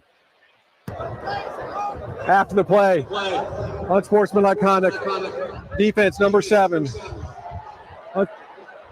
Unnecessary roughness, offense, number 66. Those penalties offset. The down counts. Correction there, both UNRs. So the left tackle, Scott, and the linebacker, Harold Perkins for LSU, offset each penalty. It'll be 2nd down and 8 for the Colonels at their own 42-yard line. And it looks like they're ready to go to the fourth quarter. So the clock begins to roll with just 5 seconds. Nicholls happy to switch sides of the field and start anew in the 4th stanza of play. We played 3 here at Tiger Stadium. LSU leading over Nicholls 44-21. 4th and final quarter coming your way after this timeout on the LSU Sports Radio Network. NIL is dominating the college sports scene, and LSU has positioned itself at the front of the pack. But to remain competitive and stay ahead of the rest, we need your support. Bayou Traditions is the official NIL collective of LSU Athletics. Join the tradition and become a member by signing up online at BayouTraditionsCollective.com. Members receive exclusive access to LSU student athletes that you can't get anywhere else. Help ensure LSU remains a leader in the NIL arena. Sign up today at BayouTraditionsCollective.com. Albertsons is making shopping and saving easier than ever. Check out Albertsons For You in our mobile app, where you can shop for groceries and save weekly with digital coupons all in one place. With Albertsons For You, you can earn rewards points every time you shop and redeem them for free groceries. Brand new Albertsons For You members receive $5 off their next $25 purchase just for signing up. Download the Albertsons app or go to albertsons.com to sign up. Albertsons, fresh food, local flavors. When you open a crisp, cold Bud Light, you know game day is here. You owe me $5. We mean every sound. Enjoy responsibly. 2022 Anheuser-Busch Bud Light Beer, St. Louis, Missouri. With no fees or minimums and no overdraft fees, banking with Capital One is the easiest decision in the history of decisions. Even easier than choosing Slash to be in your band. Next up for lead guitar. You're in. Cool. Yep, even easier than that. With no fees or minimums and no overdraft fees, is it even a decision? That's banking reimagined. What's in your wallet? Terms apply. See CapitalOne.com/bank for details. Capital One NA, member FDIC. Looking for a rewarding career? Become a medic and make a real impact in your community.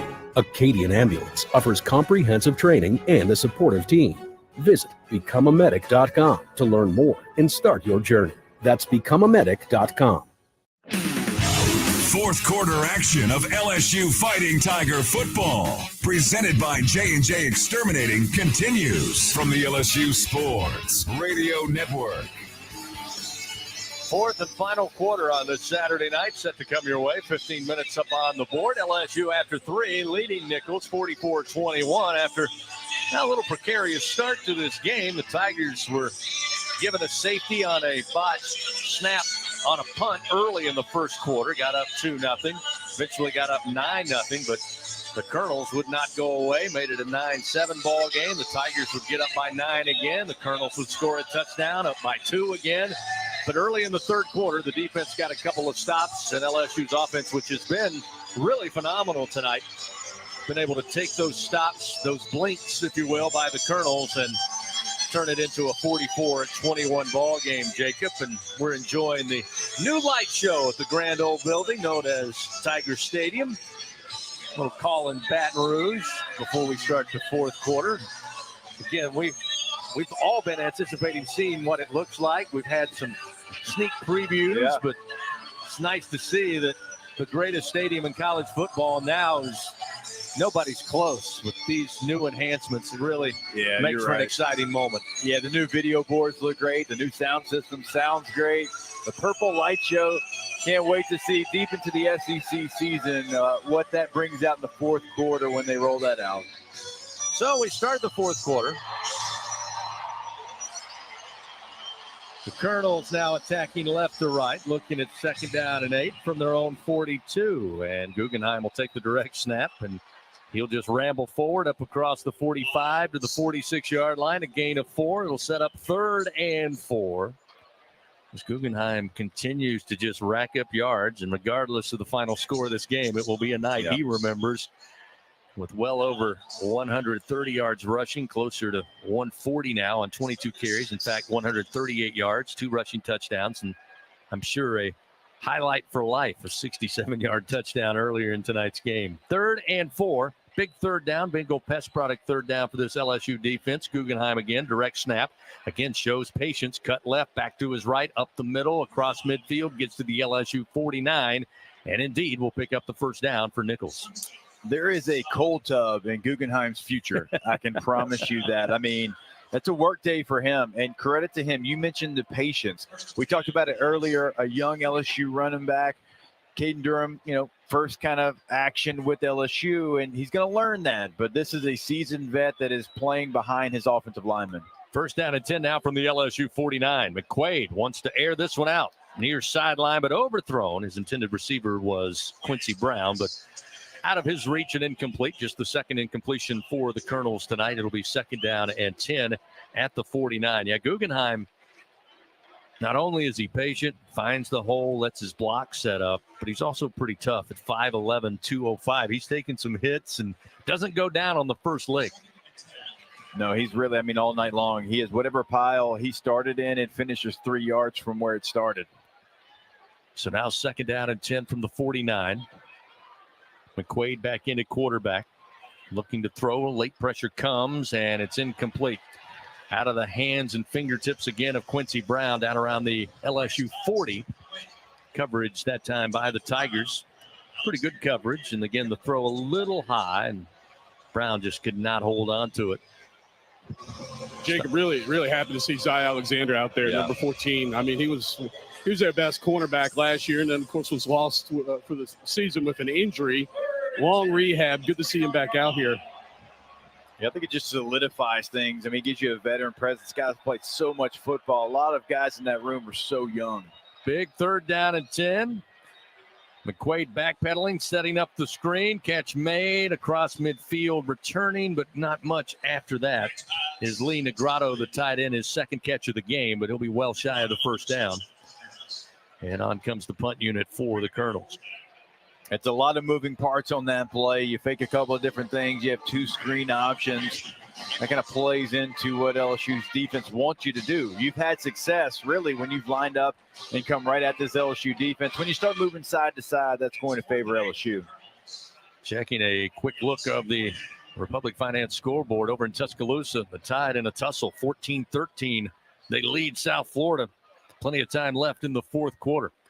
Here's the punt, and a fair catch called for at about the 13-yard line by Thomas. He'll bring it in, and we've got a timeout on the field. 12:55 remaining here at Tiger Stadium. 44-21 LSU leading over the Colonels of Nicholls. Back after this on the LSU Sports Radio Network. Sepsis is the #1 cause of death in hospitals, killing 350,000 people in the United States per year. Deaths from sepsis are preventable with early detection, but the technology hasn't existed until now. At LSU, we teamed up with Our Lady of the Lake Health to develop the first test that identifies sepsis before symptoms occur. It's already saving thousands of lives and changing patient care forever. At LSU, we build teams that win. And here's Heather with the weather. Well, it's beautiful out there, sunny and 75, almost a little chilly in the shade. Now, let's get a read on the inside of your car. It is hot. You've only been parked a short time and it's already 99 degrees in there. Let's not leave children in the back seat while running errands. It only takes a few minutes for their body temperatures to rise, and that could be fatal. Cars get hot fast and can be deadly. Never leave a child in a car. A message from NHTSA and the Ad Council. When are 3 letters more than 3 letters? When they represent 14 storied universities, generations of tradition and unbridled passion. Stadiums and arenas swelled with diehard fans. More than 260 national titles, thousands of All-Americans, and hundreds of Olympians. And the one conference where every catch, shot, swing, and stride just means more.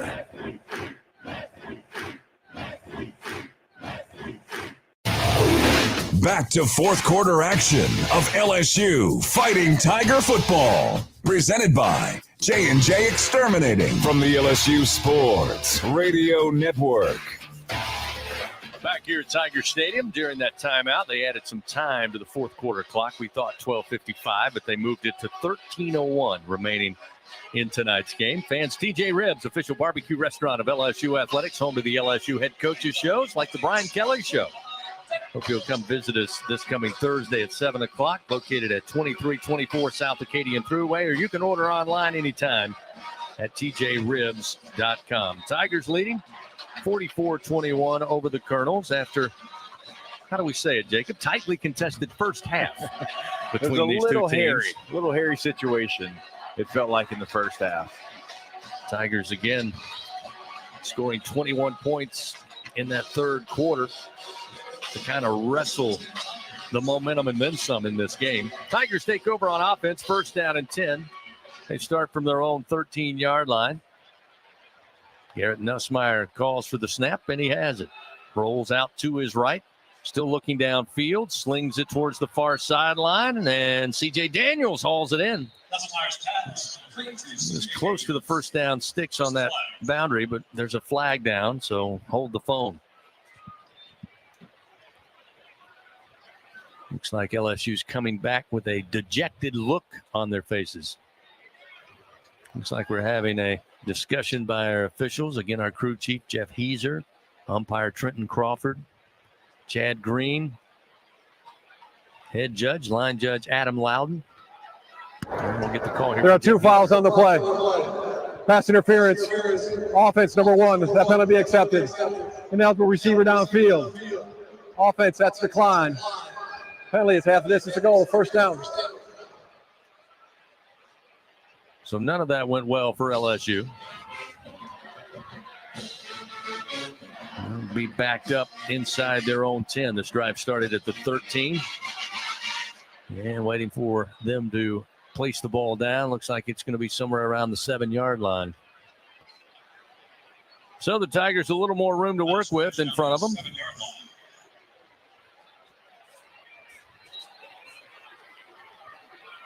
So behind the chains, Nussmeier, before he can take the snap, whistles blow. And looks like our officials were not quite ready. I think they moved the ball back about a third of an inch after they picked it up. Wanted to get that placement just right. So 1st and 16 from the 7-yard line. They'll bunch 3 receivers to the right side of the formation. Nussmeier, a little high snap, but handled.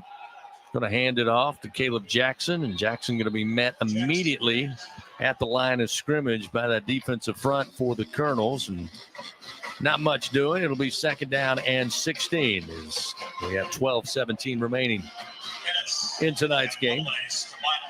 I'd like you to stay with us on your drive home for the Fighting Tiger post-game report. I'll give you a quick recap from here inside Tiger Stadium, then hand it off to Brandon Taylor, Marlon Favorite, 2 great former Tigers, and Hunt Palmer for the rest of the evening. 2nd down and 16. Nussmeier steps back into the end zone, wanting to throw. Looks for Taylor, and Mason pulls it in at the 21-yard line. Gain of 14. We'll set up 3rd down and about 2 here after that costly penalty to start this drive.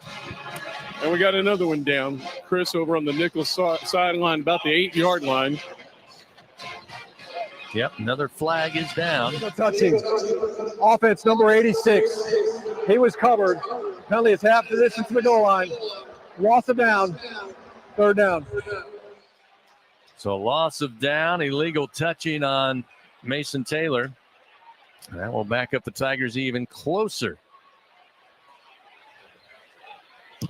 He must have been covered up, Jacob, making him not eligible for a pass. Yeah, Shelton Sampson didn't line up correctly and covered Mason Taylor up. It really negates a Sunday throw by Garrett Nussmeier. I mean, that's the kind of windows at the next level you have to fit it in. It was a great read by him, maybe his best throw. That's a Sunday throw, and it's taken off the board. He'll need another one here on 3rd down and 20, but he'll decide to give it off to Caleb Jackson. He's caught from behind and wrestled to the ground at about the 7-yard line. And again, losing that down will set up 4th down and about 18. And this will be the 2nd punt of the game as Peyton Todd will be deep in the end zone just under the crossbar here when he takes the snap with 11:03 in the clock moving 4th quarter, 44-21 LSU on top, but not the prettiest offensive drive of the night. Results in a punting opportunity. Terry Matthews will set up. Colonel should have good field position. Sets up shop at the Tiger 45-yard line. Waiting on the snap. Here it comes. Todd puts a foot into it. Gets a high spiraling kick. Going backpedaling, and fair catch called for at the 45 of the Colonels. Matthews hauls it in, a 40-yard punt. 44-yard punt to be exact. No return after the fair catch. Timeout on the field, 10:34 remaining. Tigers lead the Colonels of Nicholls 44-21. Back after this on the LSU Sports Radio Network. Score big with MMR. Join the team at the largest privately owned open shop electrical and instrumentation contractor in the nation, headquartered right here in Baton Rouge. MMR is committed to positioning each team member for success. Whether you're a student seeking an internship, just starting your career, or already a seasoned professional, MMR offers a variety of positions just for you. Get in the game at MMR, where your future is bright. Kick off your career at mmrgrp.com/careers. MMR, a proud partner of LSU Athletics. Things are heating up this summer at the lottery with fun new August games. Feeling lucky? Play beginner's luck. Win up to $5,000. Let's taco about bingo. Play taco about bingo. Win up to $50,000. It's a hit over toward third. This could be a triple play. It is. Triple your cash and play 77777 with a whopping top prize of $177,777. Play all 3 games from the lottery. Must be at least 21 to purchase. Hey, Tiger fans, there's a new proud partner for the LSU faithful. It's Bath Fitter. Season after season, Bath Fitter plays to win, leading the way with their unique tub-over-tub process. Bath Fitter installs beautiful and durable new tubs and safe and stylish new showers. Just like a great play, you've got to see it to believe it. They install your new bath or shower in under a day with quality so high. Bath Fitter is a great teammate and proud to be partners with Tiger Athletics. Bath Fitter feels the pride every time LSU takes the field. Give them a call or go to bathfitter.com to book your free consultation. And go Tigers! Fourth quarter action continues. Presented by J&J Exterminating from the LSU Sports Radio Network. Indeed, J&J Exterminating, Louisiana-owned, customer-focused, and results-driven for over 65 years. Call the local pros, get the shield. J&J Exterminating. Yeah, quick look on that SEC scoreboard, an update from Tuscaloosa, Alabama. A little bit of breathing room. Get on the board, make it 21-13. They lead South Florida with a little over 9 minutes remaining in that one. Tennessee, no trouble so far with NC State 37-9. The Vols lead in Raleigh with 2.5 to go still in the third quarter. Oklahoma and Houston. Sooners lead 14-12 with 14-15 to go in the fourth quarter. Earlier today, South Carolina, the Tigers' next opponent on the road at Williams-Brice. Picking up a solid win for Coach Shane Beamer on the road against Kentucky at Kroger Field, 31-6. South Carolina putting up some offense against the Wildcats. Some confidence for next week for him, too. First down and 10, Guggenheim will take the direct snap and try to run to his left. Not much doing. The Tigers, led by Whit Weeks, able to get to him at about the 45, just shy of the 46. They'll give him a yard gain. It'll be second down and 9. Texas A&M earlier today, no trouble with McNeese, 52-10 the final. Auburn falls to Cal at Jordan-Hare, 21-14. And Florida bounces back, no trouble against Sanford today, 45-7 the final in the Swamp. And Ole Miss destroys Middle Tennessee, 52-3 over at the Grove. Second down and 9. They'll flip the pass out near side, running downhill and eventually stop just inside Tiger territory is Marquise Albert on the swing pass to the running back. He stopped at about the 48-yard line. Picks up 5, and it will make third down a little more manageable here for Nicholls with 9:38 and the clock moving fourth quarter, down 44-21 to LSU. Gordy mentioned it earlier. This is a Colonels team that started the year last year 0-3, went on to win the Southland. So Coach Rebo not afraid to play good competition, get his team ready for the FCS. Here's a screen, and they get the pass made to Quincy Brown. He'll pick up the first down as he slides inside the 45 to the 44-yard line of the Tigers and picks up 5 yards. They needed 4. So a new fresh set of downs for the Colonels as we approach 9 minutes remaining in tonight's game. As I mentioned, LSU, early start next week in the Palmetto State, 11 a.m. Central. They'll kick it off against the Gamecocks, who again, winners today, 31-6 over Kentucky and Lexington. Nicholls headed out west. They'll take Sacramento State on next weekend on the road. McQuaid fakes the handoff, now tries to fire near side. He's got a man open, Quincy Brown. The Tigers tried to strip the ball loose, but eventually he's tackled at the 41-yard line after a gain of 3. Excited about next week. My first time in Williams-Brice. It's the only SEC stadium that I didn't have a chance to play in. You know, back when there was 12 teams in the SEC, way long ago. Way long time ago. That seems like a lifetime ago. If you didn't redshirt, you missed one. That was the one that I missed, and looking forward to get my eyes on it very first time. 2nd down and 7 from the 41 of the Tigers. McQuaid takes the shotgun snap, puts it in the belly of Guggenheim. He's hit behind the line and twisted down. Looks like no gain. He got back to the 41. That was all Harold Perkins coming across the front, able to get to Guggenheim and just wrap him up quickly. That'll set up 3rd down and 7 here. They gave him forward progress of a yard just shy of the 40, so we'll say 3rd and 6. You know, Jake, you take away that 67-yard run by Guggenheim. Blake Baker and they've made some nice adjustments. This defense is really playing inside out there, step behind, not over pursuing. They've done a good job. 5 of 10 on 3rd downs. They try the slant again. It's incomplete and broken up. Intended receiver Terry Matthews down around the 33-yard line. And Deshaun Spears with great coverage against the slant, able to just make no chance for the reception. That'll make it 4th down and 6. And once again, we'll see the punt unit come on. And Kylan Dupree, the junior, and a Geismer will kick it away. I think somewhere around 93, 94 on the roster for the Colonels from the state of Louisiana.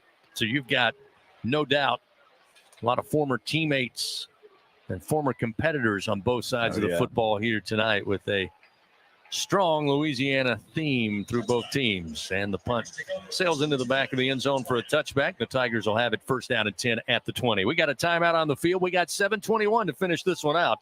LSU in control, 44-21 over Nicholls. Back after this on the LSU Sports Radio Network. Elevate your game day spirit with Sugarfield Spirits, the official vodka of LSU Athletics. When crafting the perfect mixed drink, our vodka is the winning choice that'll have your taste buds cheering for more. Sugarfield Spirits, where the spirit of the Tigers meets exceptional locally made vodka. See our winning lineup at sugarfieldspirits.com or visit us at our tasting room in Gonzales.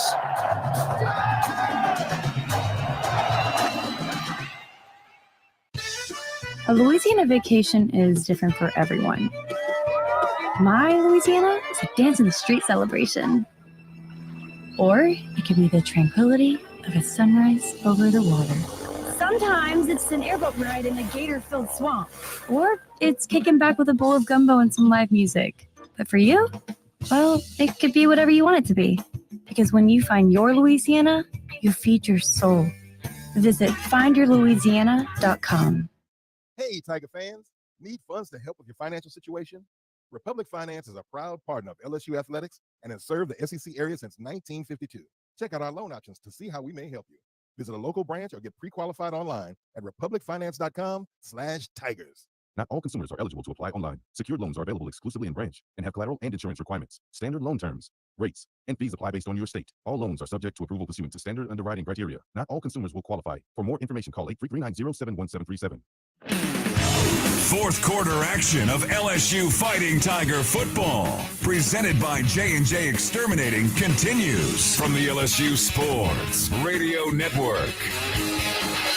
Tiger fans, things are heating up this summer at the lottery with fun new games. Play Taco Bout Bingo. Went up to 3 times with a whopping top prize of $50,000. Visit any lottery retailer. Play Taco Bout Bingo today. Louisiana Lottery, giving you a reason to smile. Must be at least 21 to purchase.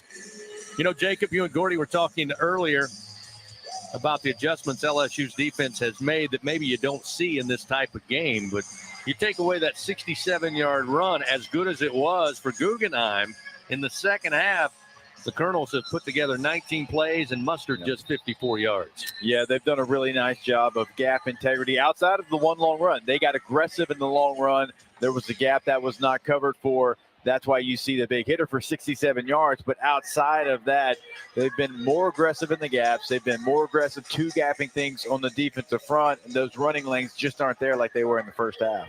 First down Tigers at their 20. We'll see C.J. Daniels sent out wide to the right along with Xavion Thomas. Pistol formation as Nussmeier stands in front of Josh Williams, the featured running back, as they start first down and 10 from their own 20-yard line. Snap handled by Nussmeier, give to Williams, went right, cuts back left, finds maybe half a yard, just shy of the 21, as Eli Ennis able to wait for that cutback move from Williams and makes the stop for the Colonels. It'll be second down and 10 from the 20-yard line.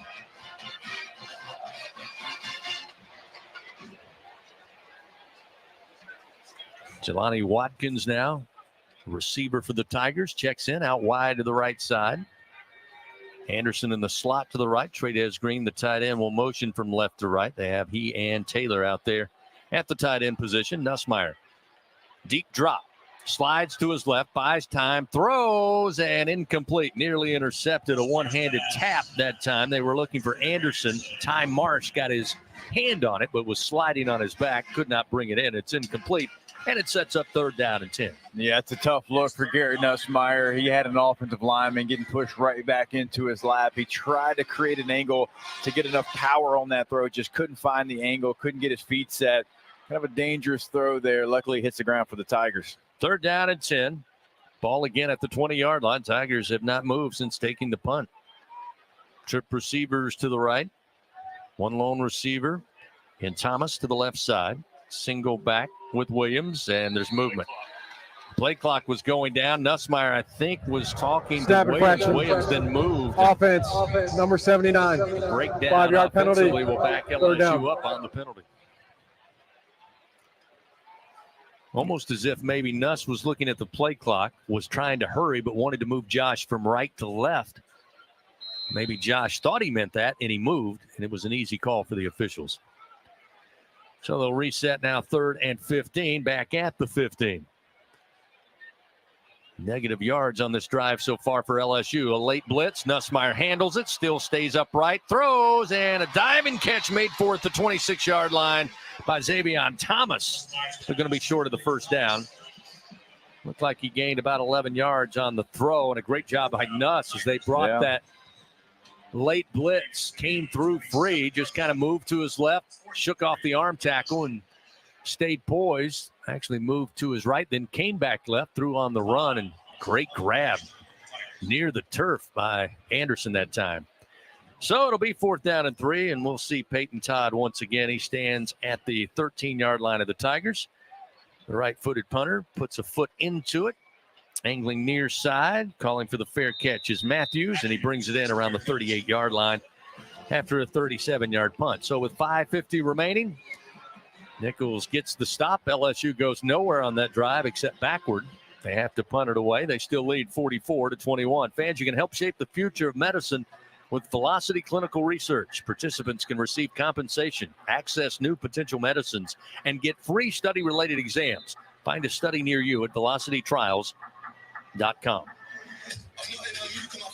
Gordy, we've seen a lot of different names and numbers up front defensively. Again, going back to those just tuning in, Jacobian Guillory goes down. He's kind of the anchor of that defensive front from a veteran standpoint, but a lot of guys getting experience tonight in this one. They're going to need it too. Suggs has played a lot of good ball. Ahmad Bro, and we see a little bit of Lee, number 92 as well, late in the game. Colonel's going to some fresh jerseys as well. Quarterback Christian Arsenault takes over. Corey Warren gets the handoff on first down. Battles tough to get maybe 4 yards up across the 40 to the 41-yard line of their own. Clock down to 5.5 minutes remaining in this one in the first ever meeting between the Colonels and Tigers. LSU looking to make it 19-0 all time against Southland Conference teams. Yeah, you're right, deep in the bag. I mean, Macaneole is in there. He's a converted offensive lineman getting his first action on the defensive line. But to Gordy's point, they are going to need bodies if Guillory's out for an extended period of time. Arsenault again will hand it off to Warren, who goes straight ahead. Colonel's just wanting to see this clock move. Can't say that LSU would disagree with them, as we now have 4 minutes and 55 seconds, and it will be third down and 5 after just a couple of yards for Warren.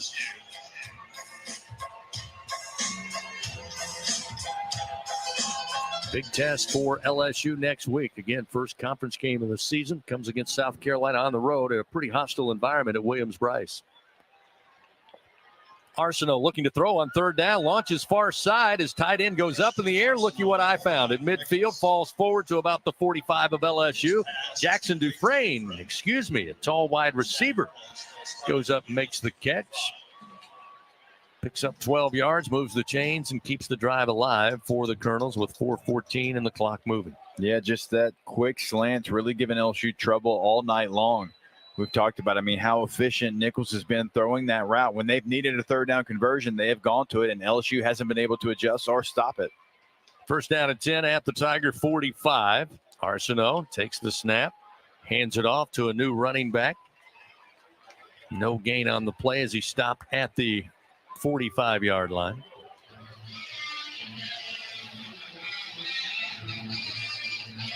Looked like Jaden Milton on the carry. Gets his first time on the field for Coach Rebo. Second and 10 at the 45. Arsenault and Milton will stay in the offensive backfield. Motion to receiver left to right, 2 to the right, 1 to the left side. Arsenault. Shotgun snap, sprint out to his right. Throws on the run, incomplete at the 33-yard line. Alexander again for LSU on coverage. Covers up the intended receiver.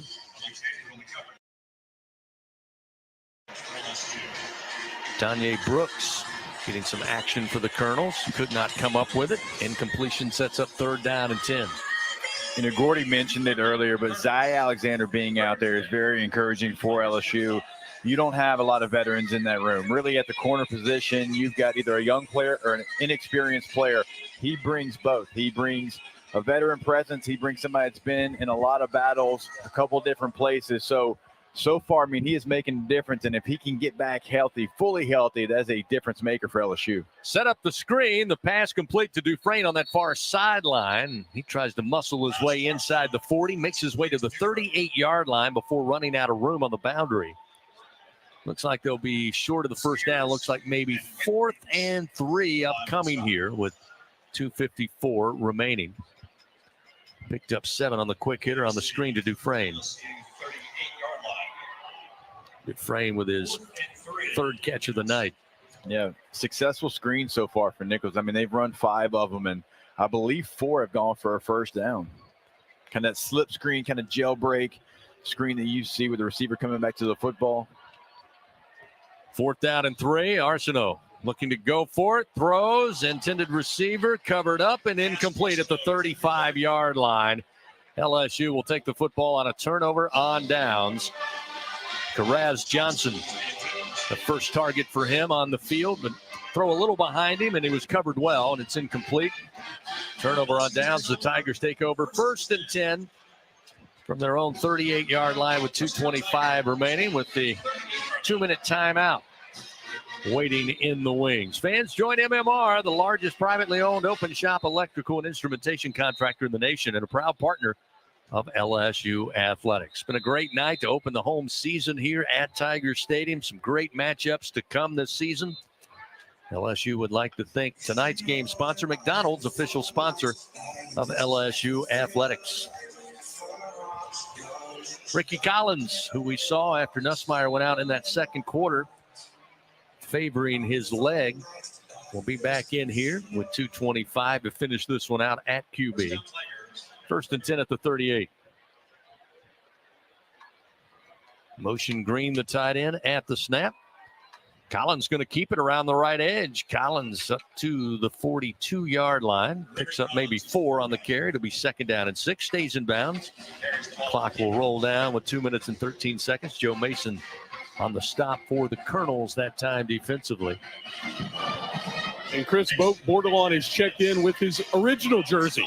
So we've had a jersey change. He's in the right guard at number 67 after being that 89, that third string or the third tight end in the heavy formation. So we reached the 2-minute timeout, newly instituted in college football. 44-21, the Tigers lead the Colonels. We'll finish it out when we return from Tiger Stadium on the LSU Sports Radio Network. It's time to take your game to the next level with LSU Online and Continuing Education. No matter where you are in the world of your career, there's a program to fit your needs. Choose from over 150 degrees, certificates, and courses, all designed with flexible learning options. Student support coaches offer one-on-one support to ensure you finish a champion. Score for your future today at online.lsu.edu.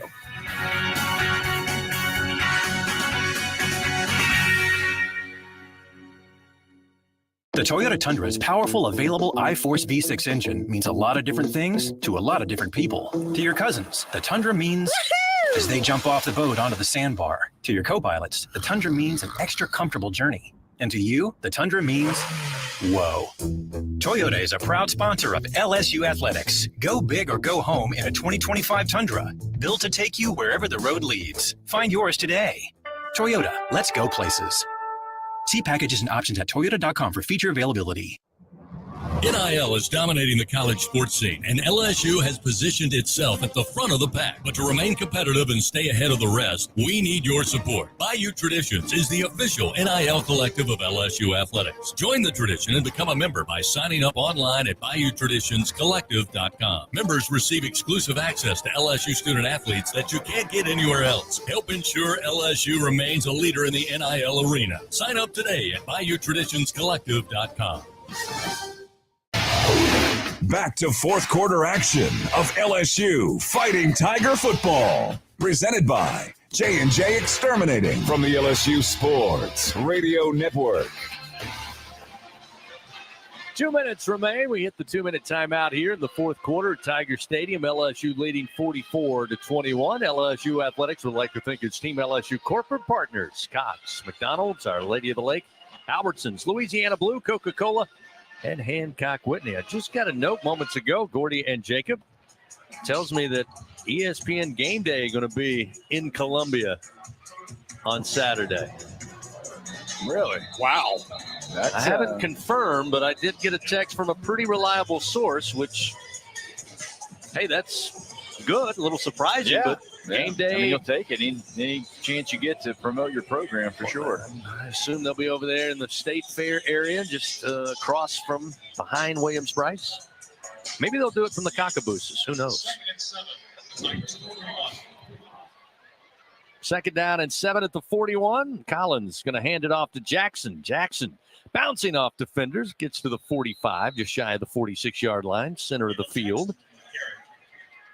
Pick up of another 4 yards. That'll make it 3rd down and about 3 here for LSU. That clock continuing to run down to 1 minute and 42 seconds. Again, the Tigers take on South Carolina. Early start, 11 a.m. Run Game Day right into kickoff on Saturday from Columbia. And it looks like we have a Colonel slow to get up right there on the Tiger eye. So timeout called, an injury timeout. Of course, LSU fortunate to have a healthcare partner like Our Lady of the Lake right down the street at the Regional Medical Center, the region's only level 1 trauma center where athletes go who need further care. Trying to get you a number on the Colonel slow to get up as the clock stops with 1:34.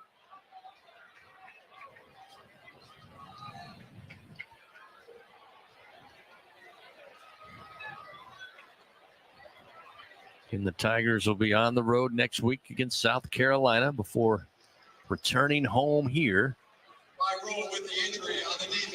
There is a 10-second run-off that applies. Please reset the game clock to 1 minute, 24 seconds.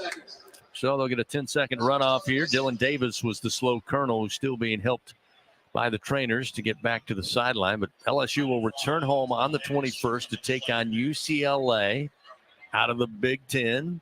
Their second Big Ten opponent out of conference this year. A game that I'm sure a lot of fans have been looking forward to simply because, Jacob, you and I were in Los Angeles first time those two met, and didn't go the Tigers' way. It did not. I think Zach Charbonnet just ran another counter. 3rd down and 3.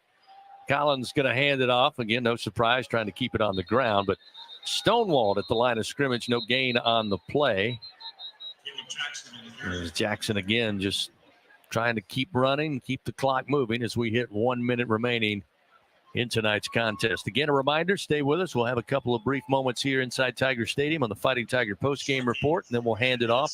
See what kind of grades that Brandon Taylor, Marlon Favorite, and Hunt Palmer give the Tigers in their second game of the season. Coach Kelly said it after last week's game. He said it multiple times this week leading up to this contest that it's a cliche, but teams do make their biggest improvements from week 1 to week 2.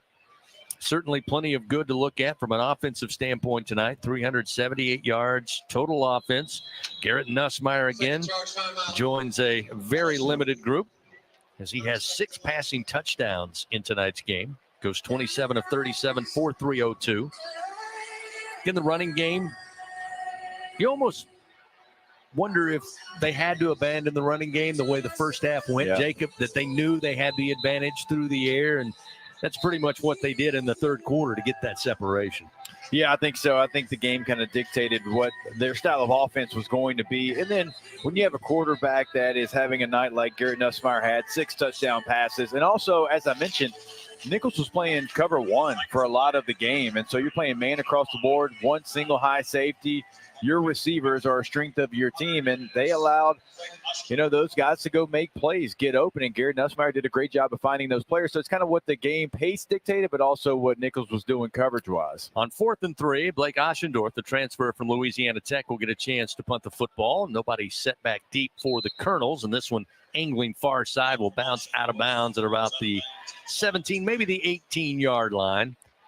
With 19 seconds remaining, I expect the Colonels to come out, snap the football, and call it a night, head back to Thibodaux. Again, a lot of things they can take from this. Yeah. Oh, absolutely. You're on the short end of a 44-21 score against the Power 4 LSU. But moving forward, I'm sure they're going to really value this game tape for the rest of their opponents, starting with Sacramento State next week. I don't think there's any question about it. They can take a lot of what they did in the run game. They can take a lot of what they did on third down. I thought they were highly efficient throwing the football. As I mentioned, they ran 4 kind of slip screens, and they were really successful. 3 of those ended up in first downs. And before they can snap it, movement up front. LSU said they were brought Snap offside. infraction, offense, number 70, 5-yard penalty, still first down. A little movement on the front. Jacob Johnson getting some time late in this game. Not a lot of experience out there. He jumps on the left side of that line, backs him up, 1st and 15. Ball at the 13. Now the snap and the knee taken by Arsenault. And that'll do it. Both teams ready to meet at midfield. Coach Kelly out to meet with Coach Rebo as the final 8 seconds roll off the clock. And the first ever meeting between the Colonels and the Tigers here at legendary Tiger Stadium. It goes the Tigers' way. The horn sounds. This one's in the books. The final score tonight, LSU 44, Nicholls 21. For LSU, they move to 1-1 on the season. For the Colonels, they head back to Thibodaux, now 0-2 here in 2024. First night, first home game of the season, and the Tigers get the W. The final again, LSU 44, Nicholls 21 on the LSU Sports Radio Network. Some days you hit snooze, but not today. All right, shout out to the fam. Appreciate y'all being in this episode of Tough Tiger Talk recap stream. Big ups to the fam. As you can see, Tigers get the victory, man, but it was a little nip and tuck there, fam. Big ups to y'all, man. Please feel free to hit the like button on the Tough Tiger Talk post-game recaps show. I am Big Q. Man, listen. LSU gets their first victory of the 2024 season. They get it against Nicholls. Nicholls falls to 0-2. The Tigers have South Carolina up next. It'll be a lot tougher performance, but still in all, you have to beat who's in front of you to beat, and LSU did do that. What a performance, man, by Garrett Nussmeier in this one. Much better performance. 6 touchdown performance for Nuss in this one, man. In some answers and some questions, I did like how he responded in this game. LSU's defense did give up, and look, Nicholls is a pretty good little team from where they come from. No match, obviously, for our SEC club, but man, that running back for Nicholls, man, that guy was really carrying the ball for them, man. He kept them in the game early on in the first half before LSU's offense kind of stepped on them. Their quarterback couldn't help them keep pace, and ultimately they go down in the game. So big ups to you guys. Appreciate y'all being in the stream. Please feel free to hit the like button. Big ups to all the fam, man. Listen, we get our first win, right? That's something to be happy for. All right, going over the team statistics, man. In this one, LSU 24-16 on the first down. They were 4 of 9 on third down this time around. Nicholls was 6 of 13, 1 of 3 from fourth down. LSU is 1 for 1. Total yards 378 by LSU versus 295 by Nicholls. 314 through the air, 145 by Nicholls. Rushing yardage, LSU not much on the ground in this game. All of it through the air for LSU. Only 64 rushing yards on 21 carries. That was 3 yards per rush for LSU against a Nicholls club that really stifled that out. But LSU was more on the mindset of attacking the team. And of course, we know we were dealing with a bevy of issues at the running back positions. You know, John Emery, you know, with all of the, the tough stuff that he went through, having the injury that sidelined him after a really good first week against USC, unfortunately, but not much happening there. We're going to have to monitor that running back position, to be honest with you, fam. We're going to have to keep an eye on our running backs, man, because somebody's going to have to step forward. We know we have Williams. We know we have a couple other backs there, but we really need to monitor what's going on with our running back situation. And in terms of Nicholls, they put up $150 running the ball against LSU, 38 rushing attempts, 4 yards per carry against the LSU defense. We're still not there. Last week, we allowed 300 plus, what was it, 370 something, y'all, whatever the case was against USC through the secondary, but held down the guys from running the ball, USC from rushing the ball.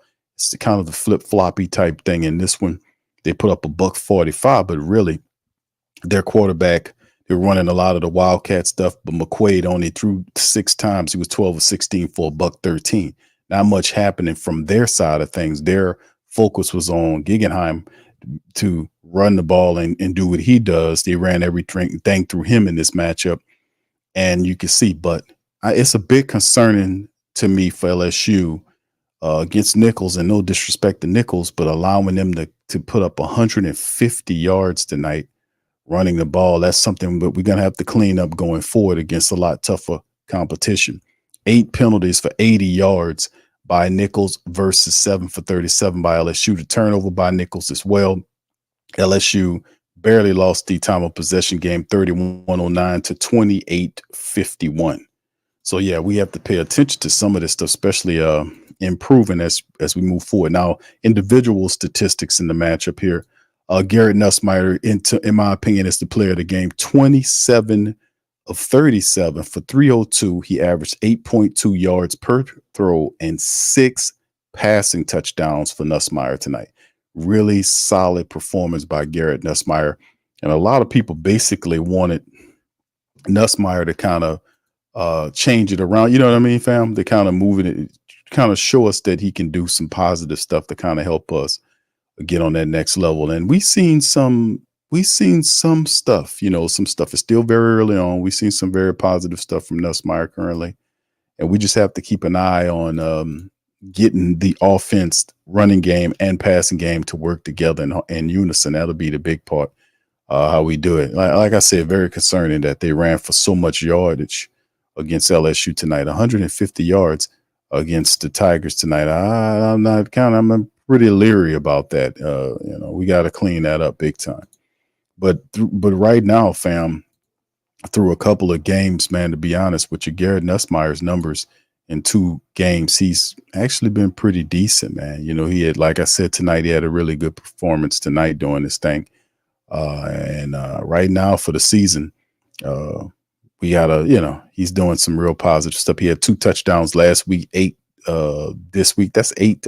2 last week, 6 this week. That's 8 touchdowns and 1 interception over 2 games for Garrett Nussmeier. Can he keep that level of performance up, that level of consistency up? He might do something record book wise, but we'll see. He got a strong arm and he seems to have a feel for the system. We seen Ricky Collins tonight, man. Nuss got knocked out of there for a little bit. Ricky Collins came in and run a few plays. He kind of jumped in the game later on to finish out the game. Not much popping. He was 1 for 1 throwing the ball for 12 yards in the game. So seeing a little Ricky Collins there stepping there. And like I said, the rushing attack from LSU is not really much shaking. All of the running backs, 21 carries for everybody. 64 yards total. That wasn't encouraging. Josh Williams, Caleb Jackson, Caden Durham. We're going to have to figure out something for that running attack going into the season with Emory being knocked out of here. LSU, CJ Daniels, 4 catches for 71. But Kyron Lacey, man, what a spectacular day for Kyron Lacey, man. He was laying out trying to get the touchdown. He got kind of nicked up on that play, but he was making all of the fantastic catches when he needed to. 5 for 65, averaged 13 yards a catch. He had 3 touchdown catches tonight by Kyron Lacey. So he getting this season off, man, and continue over the next 2 games. Kyron Lacey's doing really well. And of course, you see another player, Xavier Thomas, 5 for 50 and a score. For him, Juwan Johnson had 3 for 16 in a score. Tradaz Green had 1 catch and a touchdown. CJ Daniels, 4 catches for 71 yards. Mason was 4 for 40. No scores for him. So it was a pretty interesting situation for them. Major Burns and Greg Penn III, along with Gabriel Relford, led the team with tackles there. No sacks by LSU's defense tonight, which is a bit concerning. So like I said, we couldn't get to them. We couldn't get to them to sack the quarterback, to rough them up like we wanted to, and we allowed them to run for a lot of rushing yards tonight. Now, we do eventually in the second half lock them down, and you've seen us break away from Nicholls in the second half, and basically outscore them 21-7 to move the game to where it was, and the defense kind of synced in on them. But yeah, we didn't get the kind of pressure that we wanted against this team, and we got to look at improving that. And of course, their side of it, Nicholls, Pat McQuaid was 12 of 16 for 113. Like I said, Colin Guggenheim, 25 carries for 145, 2 touchdowns. The man averaged 6 yards per carry, fam. 6 yards per carry against LSU's defense. Very much a lot to improve upon.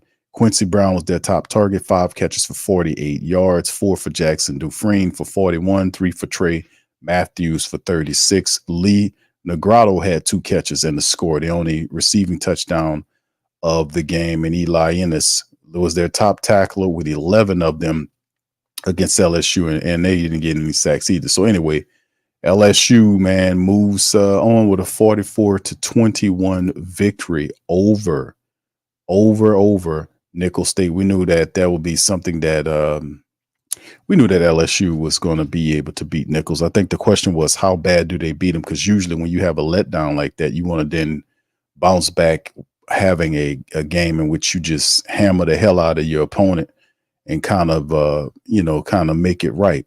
And of course, let me ask you guys this. We've seen Brian Kelly last week looking the way he did. How do you guys think he looked this week? What do you guys think about Brian Kelly? I know last week it just looked like he was constipated to me. I know he looked constipated out there. He looked a little nervous, looked a little shook a little bit there.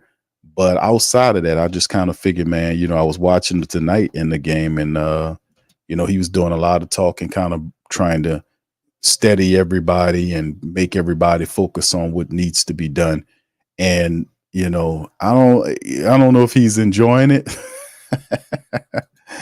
I don't know if he's enjoying it like we usually see him enjoy it. I don't know. I think Brian Kelly, man, is feeling the pressure, isn't he, in his 3rd year?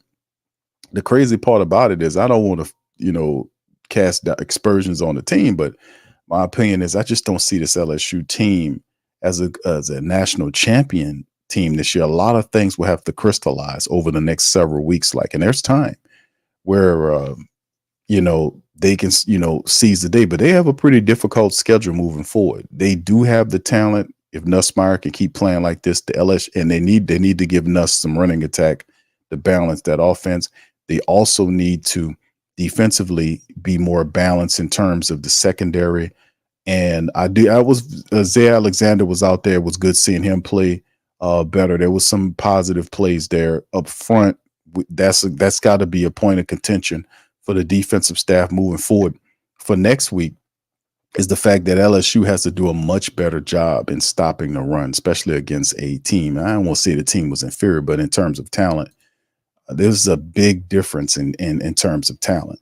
And like I said, fam, this is the next matchup we have right here. LSU is going to be lined up against South Carolina. They won today. They're 2-0. We're going out there to them.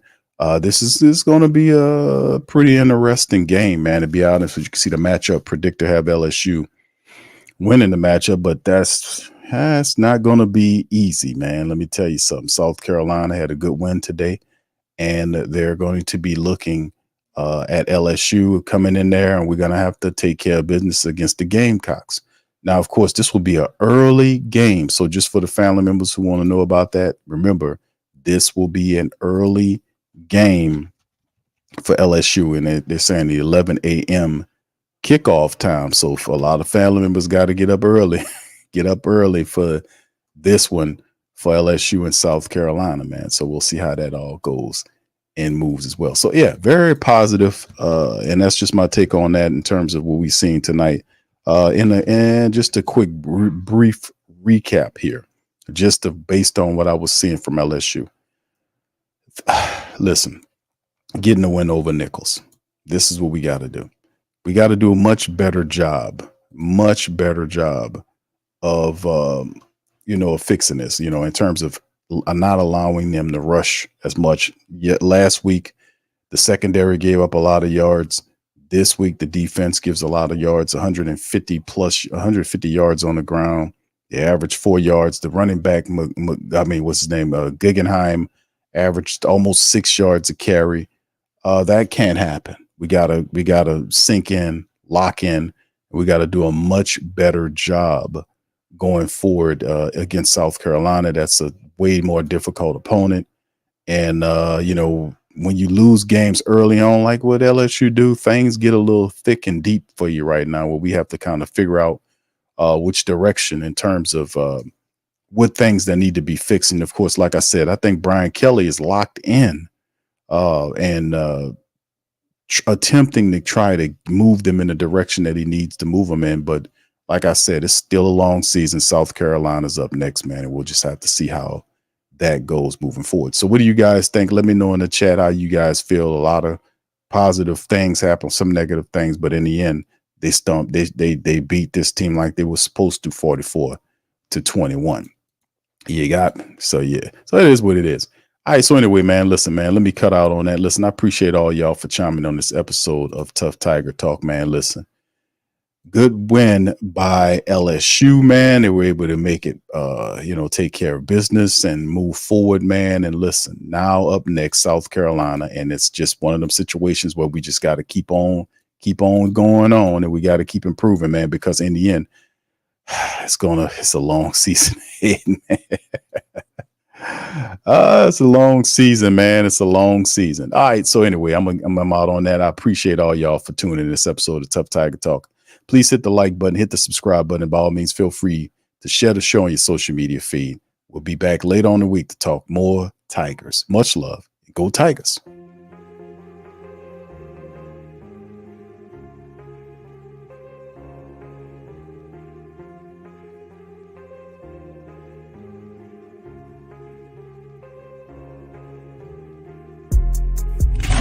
Subscribe to the Tough Tiger Talk channel and stay up to date for all things LSU football.